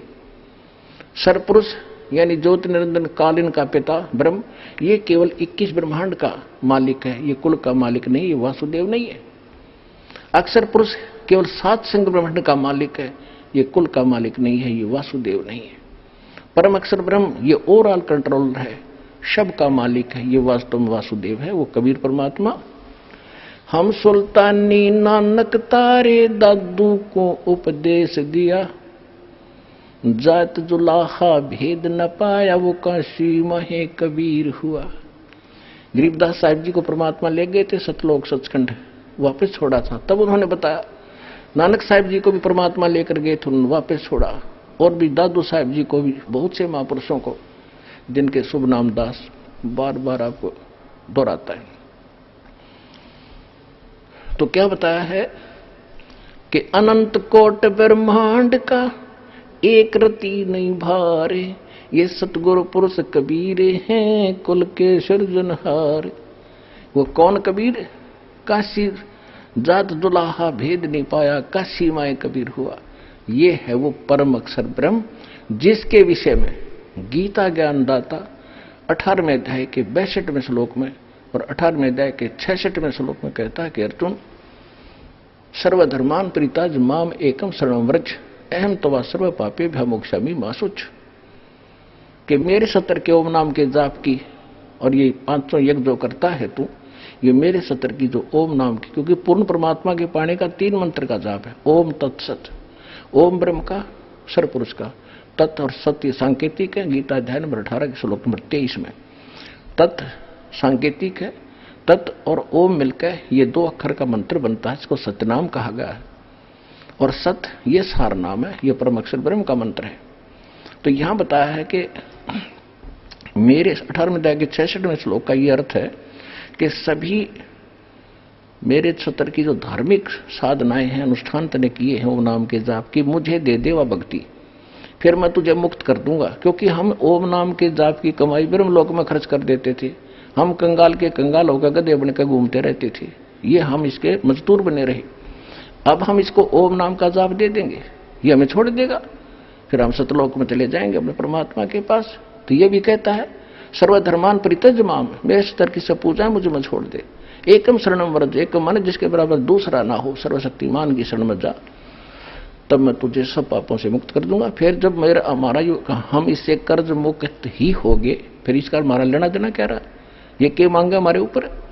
तो इस प्रकार हम सतलोक जाएंगे और गीता ज्ञानदाता उस परम अक्षर ब्रह्म सत्य पुरुष कबीर साहिब की शरण में जाने को कह रहा है। कि जहाँ उसकी शरण में जाने से ही तो सर्वभाव से उसकी पर उस परमेश्वर की शरण में जा, उसकी कृपा से तो परम शांति को और सनातन परम धाम को प्राप्त होगा, शाश्वत स्थान को प्राप्त होगा। और मेरी शरण में रहेगा तो अर्जुन जन्म मृत्यु तेरी भी होगी मेरी भी होगी। तो पुण्यात्माओं, आपका सौभाग्य है, आपको ये अनमोल वचन अनमोल ज्ञान सुनने जोगा बनाया। पहले तो भगवान ने आपको विद्वान बनाया, शिक्षित किया और दास को इसका जानकार बनाया। आज आपके रूबरू ऐसा बना दूंगा जैसे पहली का कहता हुआ, अगर वेद गीता और पुराणों को आप याद रखोगे। बोलो सतगुरुदेव।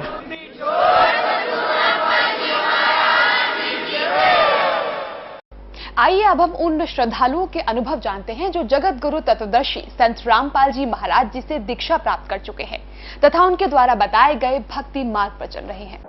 नमस्कार सर। सत साहब जी। सर क्या शुभ नाम है आप जी का? मेरा नाम राजीव दास है। सर कहाँ से आए हैं आप? मैं वैसे तो चंडीगढ़ से बिलोंग करता हूँ, लेकिन मैं लंदन से आया हूँ। मैं इंग्लैंड में रहते हुए मेरे को 10 साल हो गए। Sir, what is your occupation? I've been working as a physiotherapist for the past 10 years in England. I went to England in 2003 and ever since I've been living there as a physiotherapist. I've been working in one of the hospitals close to London on the outskirts of Greater London. Sir, what did you come into the refuge of Sant Rampal Ji Maharaj? It is a slightly complicated story. In 2003, I was about to get married to my wife, of course, and when I came into her contact, she told me about Sadguru Rampal Ji Maharaj, and during that time she talked to me about different things which I had never heard in the past. So things like who is Supreme God, where does he live, what does he look like, मतलब पूर्ण परमात्मा कैसा है, वो कैसा दिखता है, वो कहाँ है, क्या करता है, कहाँ रहता है, इसके बारे में मेरे को बिल्कुल भी ज्ञान नहीं था। तो ये सारी भक्ति करने से पहले मैं एक ब्राह्मण फैमिली को बिलोंग करता हूँ, तो मैं ये पारंपरिक अपनी भक्ति करता था। भक्ति तो हम क्या करते थे, चंडीगढ़ में रहते थे, पले बड़े वहीं पे थे, तो हमारी भक्ति वही नाम की भक्ति थी। मंदिर चले आते थे, मंगलवार को बुदाने का प्रसाद चढ़ा देते थे, फिर कभी कोई शिवरात्रि होती थी तो मंदिर जाके शिव जी की शिवलिंग पे पानी चढ़ा देते थे। अपनी माता जी को देखते थे आरती करते हुए शाम को, तो उनके साथ खड़े हो जाते थे, 2-3 लाइनें उनके साथ गा लेते थे। इस तरह की भक्ति किया करते थे। तो पारंपरिक मेरे को यही ज्ञान था कि ये परमात्मा है। फिर हमने कुछ पिक्चर्स देखी थी, जैसे उसमें दिखाते थे कि परमात्मा शिव जी हैं, शिव जी की तीसरी आंख है, वो खुल जाएगी तो सब कुछ नष्ट हो जाएगा। तो वो देख के हमें डर लगता था, तो हमने मन में शिव जी को ही जैसे अपना इष्ट मान लिया कि शिव जी पूर्ण परमात्मा है, इनकी तीसरी आंख जिस दिन खुल जाएगी उस दिन परले हो जाएगी, तो शिव जी को खुश रखना चाहिए। तो हमारे दिमाग में आया कि शिव जी ही सब कुछ है। तो एक तरह से मैं शिव भगवान को अपना इष्ट माना करता था। ओम नमः शिवाय का मंत्र वैसे ही कर लिया करता था स्वाभाविक, जैसे स्कूल जा रहा हूँ साइकिल चलाते हुए तो रास्ते में यही करता रहता था, और मंदिर जाया करता था, जन्माष्टमी पे चला जाया करता था मंदिर, तो यही भक्ति किया करता था मैं। इसके अलावा मेरे को भक्ति के बारे में कोई ज्ञान नहीं था। ना मैंने कभी वेदों का नाम सुना था, ना मैंने गीता का नाम सुना था। गीता का नाम भी मैंने पहली बार तब सुना जब टीवी पे वो सीरियल आया श्री कृष्ण जी के बारे में, उसमें दिखाया गया कि श्री कृष्ण जी ने गीता का ज्ञान दिया, तो मैंने पहली बार जिंदगी में गीता का नाम सुना था। हालांकि मैं ब्राह्मण फैमिली से बिलोंग करता हूँ, हमारे पिछले जो पूर्वज रहे हैं वो राज पंडित रहे हैं, वो ऐसा मेरे को बताया गया था, लेकिन मेरे को इस बारे में कोई ज्ञान नहीं था। तो आज तक जितने भी जिंदगी में मेरे कार्य हुए, जैसे मैं एग्ज़ाम में पास हो गया और मान लो मेरे को एडमिशन मिल गया, जो भी मैंने कोर्स किया, मैं फिर बाहर पढ़ाई करने भी गया, उसमें भी मेरे को अच्छी एडमिशन मिली, मेरे सारे कार्य सिद्ध होते गए। तो उस सब का श्रेय मैंने अपने परमात्मा शिव शंकर जी के ऊपर ही डाला कि शिव जी की जितनी भी मैं जो भी भक्ति करता हूँ उसकी वजह से मेरे को ये लाभ हुए हैं सारे। और पारंपरिक यही पूजा करता रहा और सोचता रहा कि हाँ इसी से सब कुछ होता है। और उसके बाद जब मेरी शादी की बात चली 2003 में, तो 2003 में जो मेरी करंट वाइफ है उनके साथ कांटेक्ट में आने के बाद मेरे को पता लगा कुछ ऐसी बातों का जो मैंने आज तक कभी सुना नहीं था। और वो सुनने के बाद मेरे को ऐसा झटका लगा अंदर तक कि ये बात कोई मेरे से कह नहीं सकता। तो मेरे को बहुत दुख हुआ, मेरे को बहुत गुस्सा चढ़ा कि मेरे शिव जी भगवान को किसी ने ऐसे कैसे कह दिया कि ये पूर्ण परमात्मा नहीं है, इनसे ऊपर कोई और भी भगवान है, क्योंकि मैंने आज तक ऐसी कोई बात सुनी नहीं थी। तो मुझे बड़ा दुख हुआ और एक तरह से मेरे को लगा कि यार ये बात ठीक नहीं है। खैर धीरे धीरे क्या हुआ कि उन्होंने मेरे को बताया कि ऐसे ऐसे परमात्मा के बारे में ये ज्ञान किताबों में दिया गया है और हमारे सतगुरु रामपाल जी महाराज ने ये ज्ञान हमें बताया है। तो मेरी उत्सुकता अंदर से बढ़ी। तो मेरे को लगा कि ये मेरे को जानना चाहिए, ऐसी क्या बात है इसके अंदर। कोई पढ़े लिखे लोग, मैं भी पढ़ा लिखा हूँ, मेरी वाइफ जो है वो भी पढ़ी लिखी है, कोई ऐसी बात क्यों कह रहा है, क्यों कोई इतने दावे से कह रहा है कि पूर्ण परमात्मा कोई और हमारे ग्रंथों में ऐसी चीज़ें लिखी है, और वो वेदास और गीता के बारे में बोलें और पुराण के बारे में मेंशन करें, जिसका मैंने नाम मात्र भी नहीं सुना था। और जब मेरे को ये सब लगा कि ये सब देखना चाहिए, तो मुझे लगा कि मुझे जानना है इसके बारे में। तो मेरी उत्सुकता बढ़ती गई, मैं उनसे और पूछता गया कि मेरे को बताओ और क्या है। तो मेरे को उन्होंने सबसे पहले सृष्टि रचना का ज्ञान बताया। ये मेरी बात उनसे फ़ोन पे हुआ करती थी, मैं उस वक्त इंग्लैंड में ही था, और फ़ोन पे उन्होंने मेरे को जैसे सृष्टि रचना का ज्ञान बताया, एक दो चीज़ें और बताई, और मैंने जाके थोड़ा इंटरनेट के ऊपर खोला, तो गुरु जी की वेबसाइट को भी खोला थोड़ा सा, जो www.jagatgururampalji.org, और थोड़ा मैंने बाकी गीता की वेबसाइट को खोला। तो उसमें एक दो श्लोक ऐसे जैसे उन्होंने बताए थे मेरे को, तो उसमें कुछ श्लोक संकेत कर रहे थे कि पूर्ण परमात्मा कोई और है, और वो जो गीता का ज्ञान देने वाला परमात्मा है वो अर्जुन को कह रहा है, अर्जुन अगर तुझे पूर्ण मोक्ष चाहिए या पूर्ण शांति चाहिए तो उस परमात्मा की शरण में चला जा। और गीता ज्ञानदाता खुद ज्ञान दे रहा है, और वो अपने स्तर पे भी ज्ञान दे के बोलता है कि अगर तेरे को ये चाहिए, मेरी भक्ति करेगा तो मैं तेरे को यहाँ के सारे सुख दूंगा, लेकिन अगर तेरे को पूर्ण परमात्मा चाहिए और तेरे को मुक्ति चाहिए तो तू उस परमात्मा की शरण में चला जा, उस परमेश्वर की शरण में जा। तो ये जानकर मेरे को बड़ी हैरानी हुई। फिर मेरी उनसे और बात होती रही। खैर, मैं बाहर रह रहा था तो हमारा रहने का स्टाइल डिफरेंट था, थोड़ी जैसे खाना पीना, थोड़ा घूमना, एंजॉयमेंट, यही हमारा एम होता है लाइफ में बेसिकली। और तो वो करते करते वो बात थोड़ी ढीली पड़ गई। 2004 फरवरी में मेरी शादी हुई, उसके लिए मैं इंडिया आया। शादी के बाद क्या हुआ कि शादी से अगले दिन ही मेरे को जो मेरी वाइफ हैं वो लेके आए हुए थे, ये परिभाषा प्रभु की सत्संग है परमात्मा के किए हुए। सतगुरु रामपाल जी महाराज ने परिभाषा प्रभु की नाम के सत्संग कर रखे हैं, 100 सीडीज लगभग बना रखे हैं। तो उसकी पहली 3 सीडीज हमने डीवीडी प्लेयर पे चला के देखी। मेरे को अंदर से उत्सुकता बहुत थी कि ऐसा क्या ज्ञान है जो मेरे को ये बताना चाह रहे हैं और मेरे समझ में नहीं आ रहा। तो मैंने फिर वो सीडीज देखी, पहली सीडी देखी, दूसरी देखी, तीसरी देखी। तीसरी सीडी देखने के बाद ऐसा लगा कि परमात्मा ने इतने प्रमाण दिए हैं, वेदास खोल खोल के दिखाए, भगवत गीता खोल के दिखाई, कुरान खोल के दिखाई, बाइबल खोल के दिखाई, सारे पुराण दिखाए, और उसमें से एक ही बात सिद्ध की कि पूर्ण परमात्मा कौन है, पूर्ण परमात्मा को कैसे पाया जा सकता है, वो कहाँ रहता है और उसका क्या नाम है। ये जानकर मुझे इतना हर्ष हुआ कि मैंने अपने माता पिता को सबको बताया, और उन्होंने भी मेरे साथ बैठ के ये ज्ञान सुना, और इस चीज़ में उन्होंने हामी भरी कि हाँ, ऐसा गीता में लिखा गया है कि किसी और परमात्मा के बारे में गीता ज्ञानदाता ज्ञान देना चाह रहा है। और उन्होंने इसमें सहमति व्यक्त की कि हाँ, ऐसा है, कुछ ये बात है। तो फिर धीरे धीरे करते हम उनसे और बात करते रहे। बात करते करते थोड़ा ज्ञान अंदर समाने लगा, बहुत अच्छा लगने लगा। तो फिर हमने फ़ोन किया आश्रम में। आश्रम में फ़ोन किया तो पता लगा गुरुदेव जी, सतगुरु रामपाल जी महाराज नरवाना में सत्संग करने के लिए गए हुए थे। ये फरवरी की बात है, फरवरी 2004। 17 फरवरी को मेरा विवाह हुआ था, और 26 फरवरी 2004 को मैंने नरवाना में जाके सर छोटूराम पार्क में सतगुरु रामपाल जी महाराज वहाँ सत्संग कर रहे थे, तो वहाँ पे जाके परमात्मा के चरणों में बैठकर मैंने परमात्मा से नाम दीक्षा प्राप्त की थी। और उस दिन को मैं अपना सबसे अच्छा शुभ दिन मानता हूँ कि मेरे को परमात्मा की शरण मिली, जिसके कारण मेरा जीवन ही बदल गया और मेरे जीवन को एक इतनी अच्छी दिशा मिली। तो ये इस तरह की कहानी है, मैं परमात्मा की शरण में इस तरह से आया। परम संत सतगुरु रामपाल जी महाराज से नाम उपदेश लेने के बाद आपको क्या लाभ मिला? सतगुरु रामपाल जी महाराज की बहुत दया हुई कि मैं उनकी शरण में आया। मैं अपने आप को अत्यंत सौभाग्यशाली मानता हूं कि मेरे को परमात्मा की ये शरण मिली। परमात्मा के लाभ के बारे में आप पूछ रहे हैं। परमात्मा के लाभ, सबसे बड़ा लाभ तो मैं ये कहूँगा कि मेरे को ऐसा ज्ञान हुआ जिसके बारे में मैंने कभी उम्मीद नहीं की थी। मेरे को सबसे बड़ा ये ज्ञान हुआ कि परमात्मा कौन है, परमेश्वर कौन है। ये जानने के बाद फिर मेरे को दूसरा सबसे बड़ा लाभ, या सबसे बड़ा लाभ आप कह लीजिए, मेरे को परमात्मा मिले। मेरे को परमात्मा का ज्ञान हुआ कि सतगुरु रामपाल जी महाराज के रूप में पूर्ण परमात्मा आए बैठे हैं। क्योंकि वेदों में कहा गया है, गीता में भी कहा गया है कि वो जो पूर्ण संत होता है, जो अपने बारे में पूर्ण ज्ञान देता है, पूर्ण सृष्टि का ज्ञान देता है, वो परमात्मा स्वयं ही होते हैं। तो मैं अपने आप को इतना सौभाग्यशाली मानता हूँ कि मेरे को परमात्मा का ज्ञान हुआ और परमात्मा मिले। इस रास्ते पे आने के बाद मेरे, कह लीजिए कि ऐब नहीं लगे या ऐब छूट गए, ऐसा कोई खास ऐब नहीं था। लेकिन जिस सोसाइटी में मैं रहता था, वेस्टर्न कंट्रीज में मैं रह रहा था, उस हिसाब से मैं किसी भी दिशा में जा सकता था।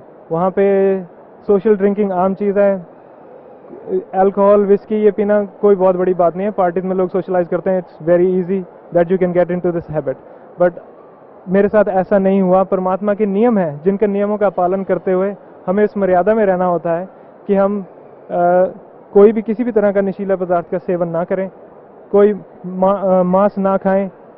ये नाम लेने से पहले मैं कभी कभार मांस खा भी लिया करता था, लेकिन जब से मेरे को पता लगा, जैसे मेरी वाइफ ने भी मेरे को बताया कि ये चीज़ें खानी अच्छी नहीं होती, जैसा अन्न वैसा मन, तो उस समय से मैंने ये खाना भी छोड़ दिया था।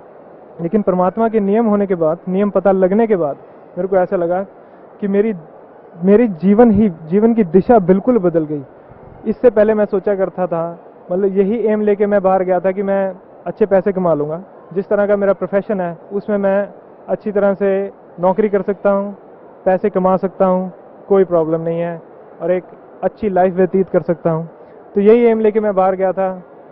लेकिन परमात्मा का ज्ञान होने के बाद मेरे को पता लगा कि ये सारी मटेरियलिस्टिक चीज़ें जितनी भी हैं, जैसे कि घर, कोठी, पैसा, ये तो नाशवान चीज़ें, ये चीज़ें यहीं रह जाएंगी, और बाकी जो असली धन हमारा है, जो कि राम नाम का धन है, जो कि भक्ति है, वो मेरे को पूर्ण संत सतगुरु रामपाल जी महाराज जी से ही प्राप्त हुई। तो मैं अपने आप को बहुत सौभाग्यशाली मानता हूँ कि मेरे को वो पूर्ण ज्ञान मिला। वेद में श्लोक आते हैं जो कि परमात्मा को डिफाइन करते हैं। कहते हैं, वेद में आता है उशिगसी कबीर अंगारी ऐसी।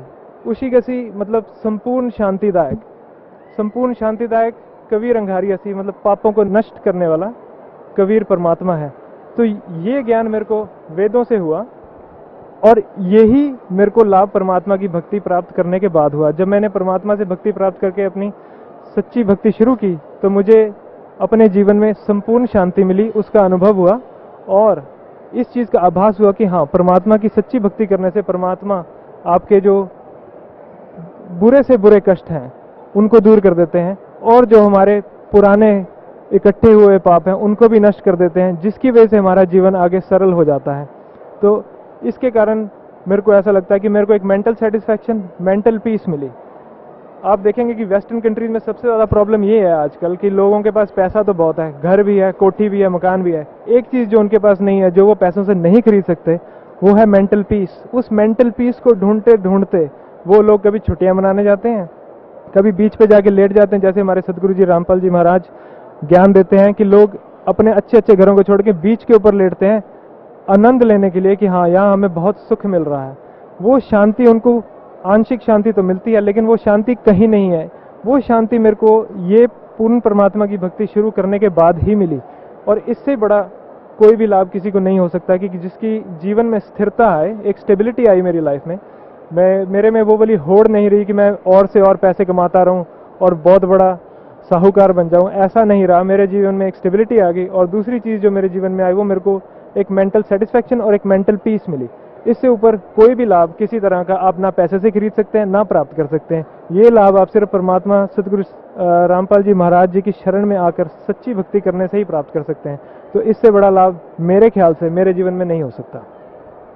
से परम संत सतगुरु रामपाल जी महाराज से नाम उपदेश लेने के बाद आप बता रहे हैं कि आपको परमात्मा कौन है, कैसे मिलता है, कहाँ रहता है, मनुष्य के जीवन का मुख्य कर्तव्य क्या है, किस लिए हम इंसान पैदा हुआ है, ये सब बातों का आपको ज्ञान हुआ। और आप सबसे बड़ी बात बता रहे हैं कि आप वेस्टर्न कल्चर में रहते हैं, आप इंग्लैंड में रहते हैं, और आप बता रहे हैं कि वहाँ सबसे बड़ी प्रॉब्लम ये है कि इंसान को मानसिक शांति नहीं मिलती, और वो मानसिक शांति आपको मिली। तो सर, भक्त समाज को क्या संदेश देना चाहते हैं आप?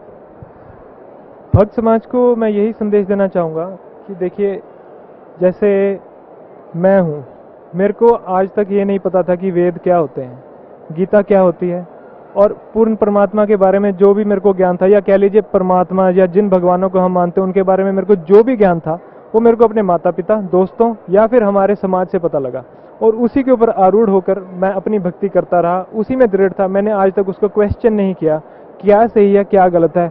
वो इसलिए क्योंकि हमारे माता पिता ने जो हमें बताया वो हमने सत्य मान लिया। पढ़ने लिखने के बाद, जैसे मैं मेडिकल फील्ड से बिलोंग करता हूँ, तो we believe in evidence base. हम कोई भी चीज़, जैसे कोई दवाई भी देते हैं या कोई कुछ भी करते हैं मेडिकल में, कोई भी इंटरवेंशन करते हैं, तो we look for an evidence base behind it, कि इसके पीछे क्या एविडेंस है, इज इट एफिकेशियस और नॉट, क्या ये चीज़ जो हम दे रहे हैं ये कारगर भी है, इसके पीछे कोई सबूत है। इसी तरह से मैं भक्त समाज को कहना चाहूँगा कि ये जो लोग भक्त समाज जो सारे हैं उनसे मेरी ये प्रार्थना है कि जो भी भक्ति वो करते आ रहे हैं उसको वो एक बार क्वेश्चन करके देखें कि अगर हम किसी को परमात्मा या देवी माँ को परमात्मा मान रहे हैं तो किस बेस पे मान रहे हैं। देवी माँ का एक पुराण आता है जिसको देवी भागवत महापुराण कहते हैं, ऐसे ही शिव शंकर जी का एक पुराण है जैसे शिव पुराण है, इनसे ऊपर हमारे गीता और वेद है। उसके अंदर क्या लिखा है, क्या वो मैच करता है हमारी बाकी नॉलेज से जो हमें बताई गई है। मेरी भक्त समाज से ये प्रार्थना है कि वो कम से कम अपने ग्रंथ खोल के देखें कि हमारे ग्रंथों में क्या लिखा है, शिव जी क्या कहना चाह रहे हैं। शिव पुराण में कई जगहों पे आपको ऐसा लिखा मिलेगा कि शिव जी, विष्णु जी और ब्रह्मा जी अपने आप को जन्म और मृत्यु में कह रहे हैं। ये मैं नहीं कह रहा, ये हमारे ग्रंथों में लिखा हुआ है। वो कहते हैं कि हमारा तो आविर्भाव और तिरोभाव हुआ करता है, और वो अपनी माता जो कि दुर्गा माँ है उसको एड्रेस करते हुए कह रहे हैं कि माता तुम ही नित्य हो, जगत जननी हो, संपूर्ण तुम ही जगत जननी हो। तो वो चीज़ें मनगढ़ंत तो है नहीं, हमारे ग्रंथों में लिखी हुई हैं, तो उनको खोल के देखिए। फिर अगर आप उनके ऊपर थोड़ा सा अनुसंधान करेंगे तो आपको पता लगेगा कि ये चीज़ों का मतलब क्या है, और इसका असली हल ढूंढने के लिए परमात्मा सतगुरु संत रामपाल जी महाराज जी के प्रवचन सुनिए। क्योंकि सतगुरु रामपाल जी महाराज ने क्या कर रखा है कि जो भी बात वो कहते हैं प्रमाण सहित कहते हैं। उन्होंने प्रोजेक्टर के ऊपर टीवी पे एक एक चीज़ का प्रमाण दे रखा है। हमारे ग्रंथों में से एक एक लाइन खोल के दिखा रखी है कि शिव जी क्या कहना चाह रहे हैं, विष्णु जी क्या कहना चाह रहे हैं, ब्रह्मा जी क्या कहना चाह रहे हैं, और किस पूर्ण परमात्मा की तरफ वो संकेत करना चाह रहे हैं। माता भी, जो माता दुर्गा है, वो भी देवी पुराण में किसी और परमात्मा की तरफ संकेत करती है। तो ये सब कलेक्टिवली क्या बताना चाह रहे हैं। इसी तरह से परमात्मा ने हमें कुरान शरीफ और बाइबल में से ज्ञान दिया है, और ये प्रूव किया है कि परमात्मा एक है जिसका नाम कबीर देव है, या हमारी लोकल भाषा में कह लीजिए कबीर साहिब है या कबीर देव है। वो परमात्मा का ज्ञान इन सारे ग्रंथों में एक ही है। गीता में भी यही है, वेदास में भी यही है, बाइबल और कुरान में मिलाकर यही है। तो इतने सारे एविडेंस देखकर मेरे को ये संतुष्टि हुई कि actually yes, this is the right way of worship, this is the right path which is the one we should follow, and this is what I want to say to the devotee society. यही मैं भक्त समाज से कहना चाहूँगा कि वो कम से कम परमात्मा के सत्संग को सुने और देखें, और अगर उस पर यकीन नहीं होता तो वो उनकी किताबें खोल के देख लें, किताबों से मैच कर लें और जानें कि परमात्मा क्या कहना चाह रहे हैं। कबीर साहब का एक श्लोक है, वो कहते हैं कि ये मानव जन्म दुर्लभ है, ये मिले ना बारंबार, जैसे तरवर से पट्टा टूट गिरे बहुर न लगता डार। ये जो मानव शरीर हमें प्राप्त हुआ है ये भक्ति करने के लिए प्राप्त हुआ, और एक बार ये मानव शरीर खत्म हो गया तो ये एक पत्ते की तरह है जो पेड़ से टूट के फिर सूख जाता है और मर जाता है। इसी तरह हम मरने के बाद किसी भी योनि में जा सकते हैं, कोई कुत्ता बन सकता है, गधा बन सकता है, 84 लाख योनि में भी जा सकते हैं। हमें मानव शरीर इसलिए प्राप्त हुआ है कि हम परमात्मा की पूर्ण भक्ति कर सकें, और जो हमारे जीवन का मेन उद्देश्य है मोक्ष, वो प्राप्त कर सके। भौतिक सुख तो इस भक्ति से हमें स्वाभाविक ही हो जाते हैं, वो तो एज ए बाय प्रोडक्ट मिलता है हमें इस भक्ति का। लेकिन जो हमारी भक्ति का मेन एम है वो है मोक्ष प्राप्त करना। वही मोक्ष जो गीता में भगवान श्री कृष्ण जा गीता ज्ञानदाता अर्जुन को कहता है कि उस मोक्ष को प्राप्त करने के लिए तू उस परमेश्वर की शरण में जा जिससे तेरे को वो मोक्ष प्राप्त होगा। और उसी के लिए वो कहते हैं कि उन तत्वदर्शी संतों से जाके उनको दंडवत प्रणाम करो, उनसे वो ज्ञान सुन जो तुझे पूर्ण परमात्मा का ज्ञान करेंगे, और फिर उनकी शरण में जाने से तेरे को मोक्ष प्राप्त होगा। तो मेरी भक्त समाज से यही प्रार्थना है कि जीवन में हम जो भौतिक लाभ लेना चाहते हैं वो भी एक सच्ची भक्ति करने से ही प्राप्त होते हैं, और जो हमारा जीवन का मेन उद्देश्य है जो कि मोक्ष प्राप्त करना है वो भी हमें एक सच्ची भक्ति करने से ही प्राप्त होगा। ये सच्ची भक्ति आज तक मैंने कहीं जीवन में नहीं देखी थी।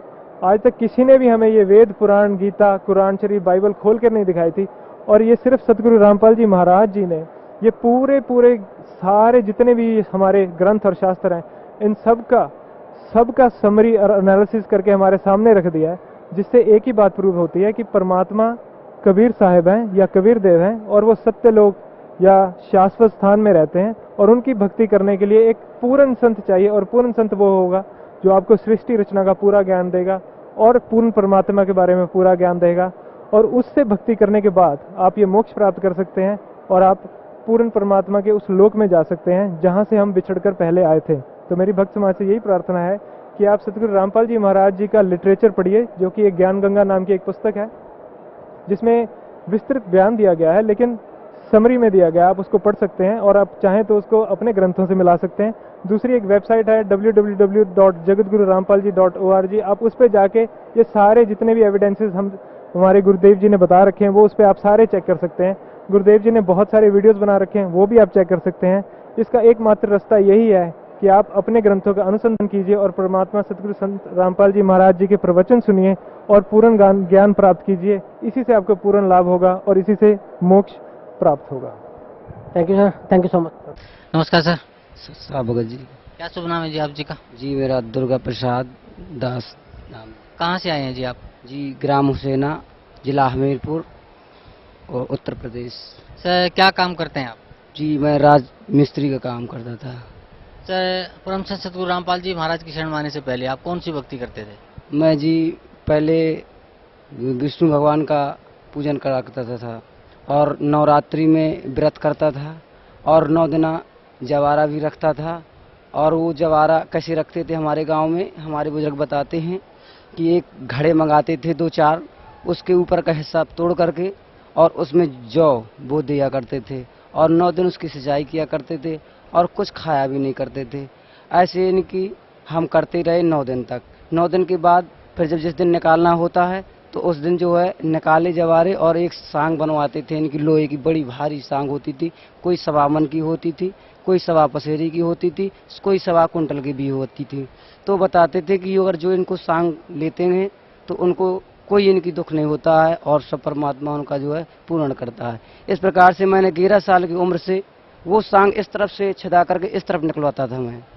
और मैंने अभी तक इन साल तक इनकी जो है तो मैंने यही काम किया और जब मुझे कोई लाभ नहीं मिला। और वो जो दुर्गा पूजन करवाते थे नवरात्रि में जवारा रखवाते थे उसमें क्या कराते थे जी कि वो नवरात्रि के दिन घी देते थे और गुड़ चीनी सब कुछ देते थे, उसमें धूप डलवाते थे और बुजुर्ग बताते कि इसमें बाद में शराब भी डालो और शराब डालने के बाद बताते थे नींबुआ भी काट के डालो, उसमें नींबुआ भी काट के डाल दिया। फिर बोलते थे कि एक अंडा लेकर के और जिस दिन निकालो उस दिन जो है तो उधर फोड़ दो, वो अंडा भी फोड़ दिया उधर इनकी जो। इस प्रकार से इनकी ये काम करवाते थे। मुझे ये कुछ ज्ञान भी नहीं था, मैं बहुत साल तक ही करता रहा। इसके बाद फिर मुझे ये हुआ, किसने बताया कि आप मौन चराया करो। हमारे यहाँ मौन कैसे चराते हैं, ये मोर के पक्खे होते हैं जो, तो उनको जो है ले करके और 2 दिन का व्रत होता है और नंगे पैर इनकी जंगलों में जाते हैं, जहाँ जहाँ आश्रम होते हैं वहाँ पे एक नारियल भी फोड़ा करते हैं और पान बतासा भी चढ़ाया करते हैं। और इस प्रकार से सारा दिन इनकी भूखे प्यासे भटक करके या शाम करके आते थे।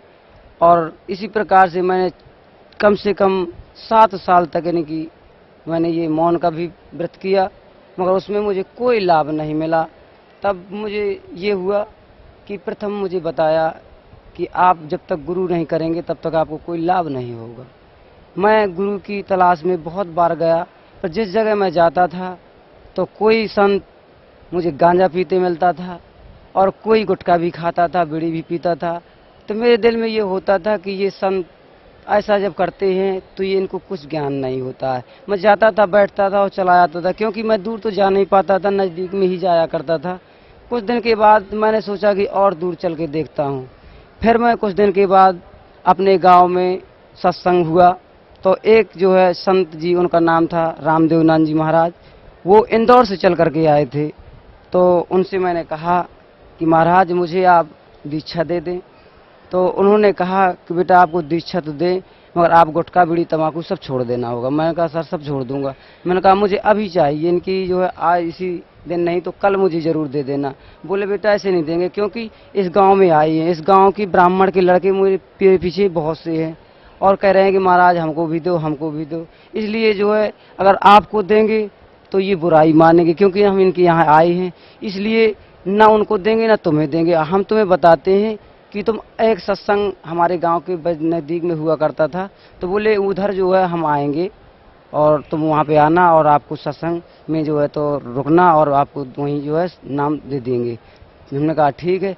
इसके बाद मैं उनका इंतज़ार करता रहा और ऐसा काम आ गया कि मैं दिल्ली चला गया। मैं राजमिस्त्री का काम भी करता था। जब दिल्ली चला गया, उस सत्संग का टाइम आया, मैं वहाँ नहीं पहुँच पाया। मैंने फ़ोन भी किया इंदौर के लिए, उन्होंने कहा कि ठीक है कोई बात नहीं, आप इंदौर आ जाइए। मैंने कहा सर मुझे इंदौर नहीं मैं आ पाऊँगा गुरु महाराज, अब मुझे ऐसी कुछ कृपा करो कि मैं आपके पास आ जाऊं। ऐसी कृपा हुई कि वो आए ही नहीं और मुझे गुरु भी मिले भी नहीं। मेरे अंदर बहुत आस्था थी।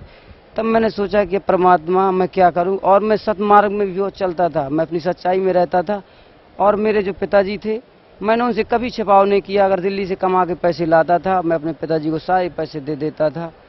और मैं यहाँ तक था कि अपने बच्चों को तक नहीं बचाता था। आज मेरी इनकी जो इधर भक्तमती भी है और मेरी लड़की भी है, मैं अपना उनका कुछ बहुत खर्चा पानी जो वहाँ से इनकी साड़ी वगैरह जो भी लाता था वही लाता था। 10-50-100 बचा लिया नहीं, मैं ईमानदारी से सब दे देता था। इसके बाद कुछ दिन के बाद हमारे पिताजी को शक नहीं, ये नहीं विश्वास होता था कि ये सारे पैसे मुझे देता है। एक दिन उन्होंने कहा कि आप पैसे बैंक में जमा करते हैं, तू बेईमान है। मैंने कहा पिताजी मैं बेईमान नहीं हूँ, मेरे पास एक लड़की है, मैं कसम खा के कहता हूँ कि मैं किसी पैसा नहीं बचाता, ना मैं बैंक में जमा करता हूँ। मेरे पिताजी बोले ये तो काल है, काल जो लोग है, ये तो कलयुग है, यहाँ आने की कोई देव देवता की कसम खाने से कोई लाभ नहीं होता, झूठी सब कसम खा जाते हैं। तो मैंने कहा ठीक है पिताजी, मुझे अभी पता नहीं था कि ये कलयुग है। अब आपके मुँह से मैं सुन रहा हूँ कि वास्तव में अब कलयुग होगा जो आप बता रहे हैं मुझे, क्योंकि आप मेरे पिता हैं। जब तुमने मुझे ये बता दिया कि अब कलयुग आ गया है तो ठीक है, मैं कोई बात नहीं है, अब मैं आपकी से दूर हो जाऊंगा। मैं ऐसा कह करके 1 साल हो गया मैं अपने ससुराल में रहते रहा। सर, परम संत सतगुरु रामपाल जी महाराज की शरण में आप कैसे आए? ये जी ऐसे आए कि मैं अपने बहन के पास गया था, तो वहाँ पे रमेश नाम भगत के, इनकी दास रमेश भगत दास जी यहाँ से जुड़े हुए थे। वो हमारी बहन के जेठ थे और उनके देवर भी एक हाथ से विकलांग हैं, वो भी जुड़े थे।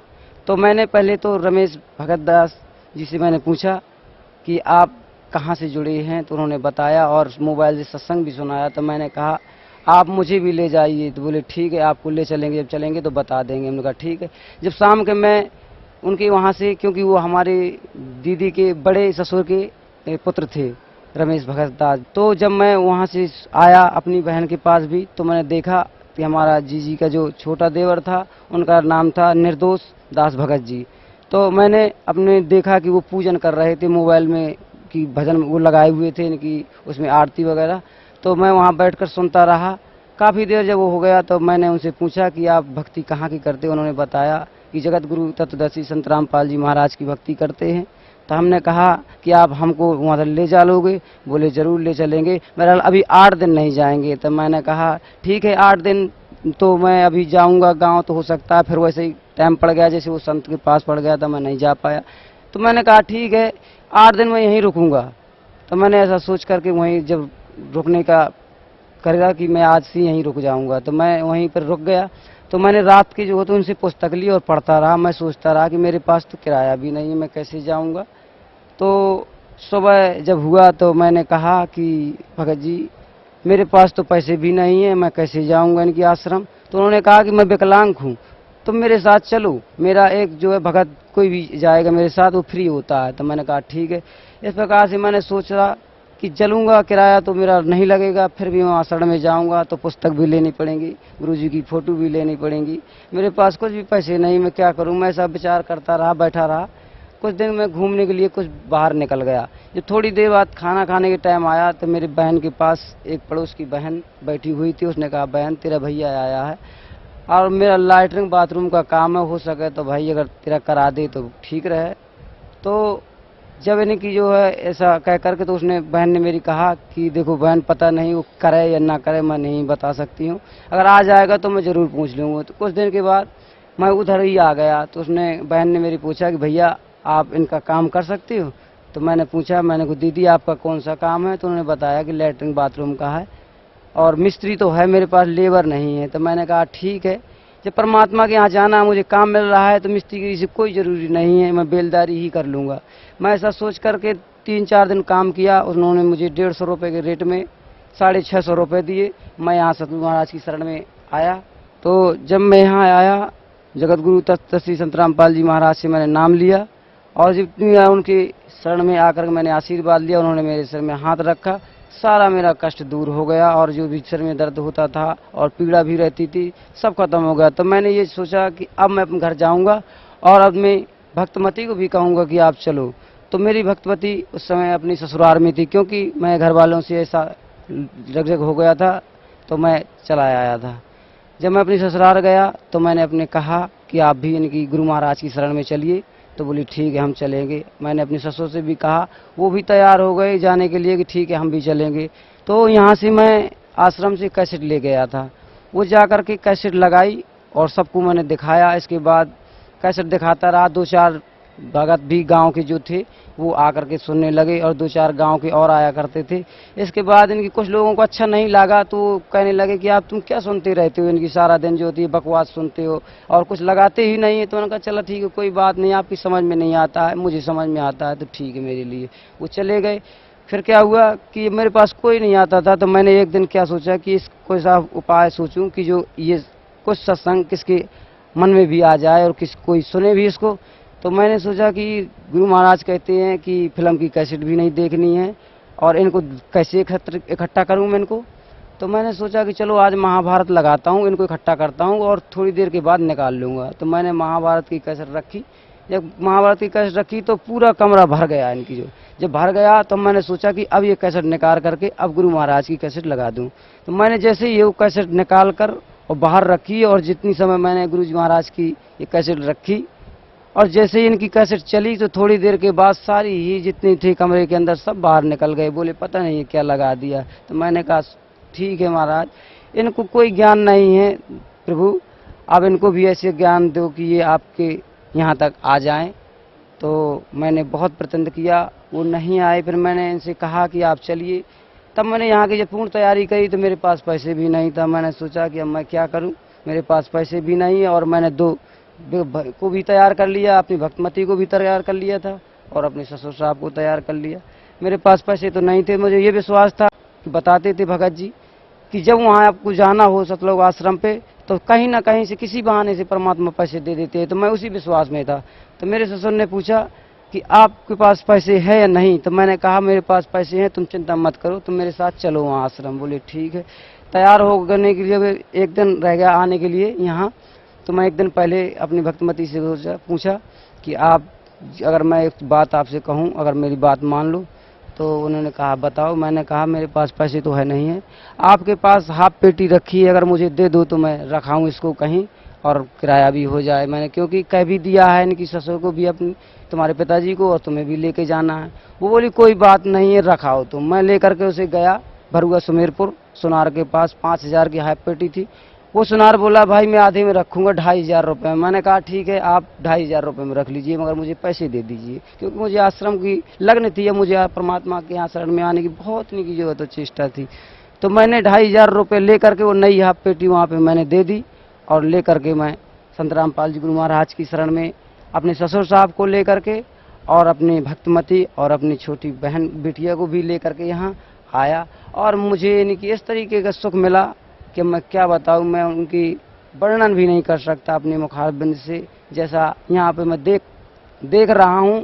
और जो मुझे इनकी एक एक क्षण में इनकी जो सुख मिल रहा है और जो मेरे भक्तमती को भी सुख मिला यहाँ आने पर। उसने मेरे तो जो दिन यहाँ आया और सत्संग होने के बाद तुरंत मेरे से मिली और कहा कि आप अच्छी जगह ले आए हो, परमात्मा यहाँ तो स्वयं विराजमान है। सर भक्त समाज को क्या संदेश देना चाहते हैं आप?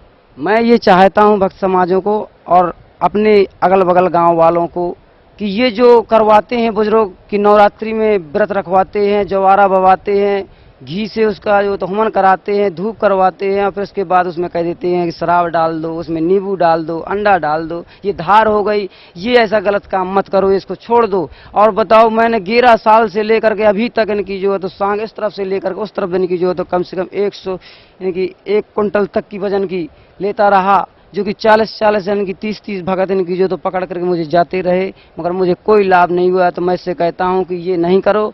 और जो आप ये मोर के पक्ष लेकर के उसमें जाते हैं, 2 दिन जंगलों में भटकते हो, उपवास करते हो, जगह जगह पे इनकी जो जंगलों की मंदिरों में प्रसाद चढ़ाते हो, उससे कोई लाभ नहीं है। इससे मैं कहता हूं कि आप इधर आइए, अपना कल्याण कराइए। और एक बात मैंने ये भी सुनी अपने बुजुर्गों से कि वो कहते हैं कि हमारे ठाकुर देव पूछते हैं, कोई कहता है मेरा करताल देव भी पूछते हैं, कोई कहते हैं मेरी दुर्गा पूछती है, मुझे ऐसा करना पड़ता है वैसा करना पड़ता है, साल में 1 बार पूजा होती है, ये गुरु महाराज तुम्हारे सब छुटवाते हैं। तो उनके समझ में नहीं है। अब यहाँ जब आश्रम में आप आओगे तो आपको सब पता चलेगा कि आपके वो ठाकुर बाबा और ना आपके वो करताल बाबा और आपकी देवी क्या हैं और यहाँ परमात्मा की शरण में क्या है। तो इससे मैं भक्त समाज से यही कहूँगा कि आप बरवाला आश्रम में आकर के जगत गुरु तत्व श्री संत रामपाल जी की चरणों में आकर के अपना कल्याण कराएं और ये दंत कथा साई ही बंद कर दें और आपका इसी में कल्याण हो जाएगा जी। धन्यवाद आपका बहुत बहुत।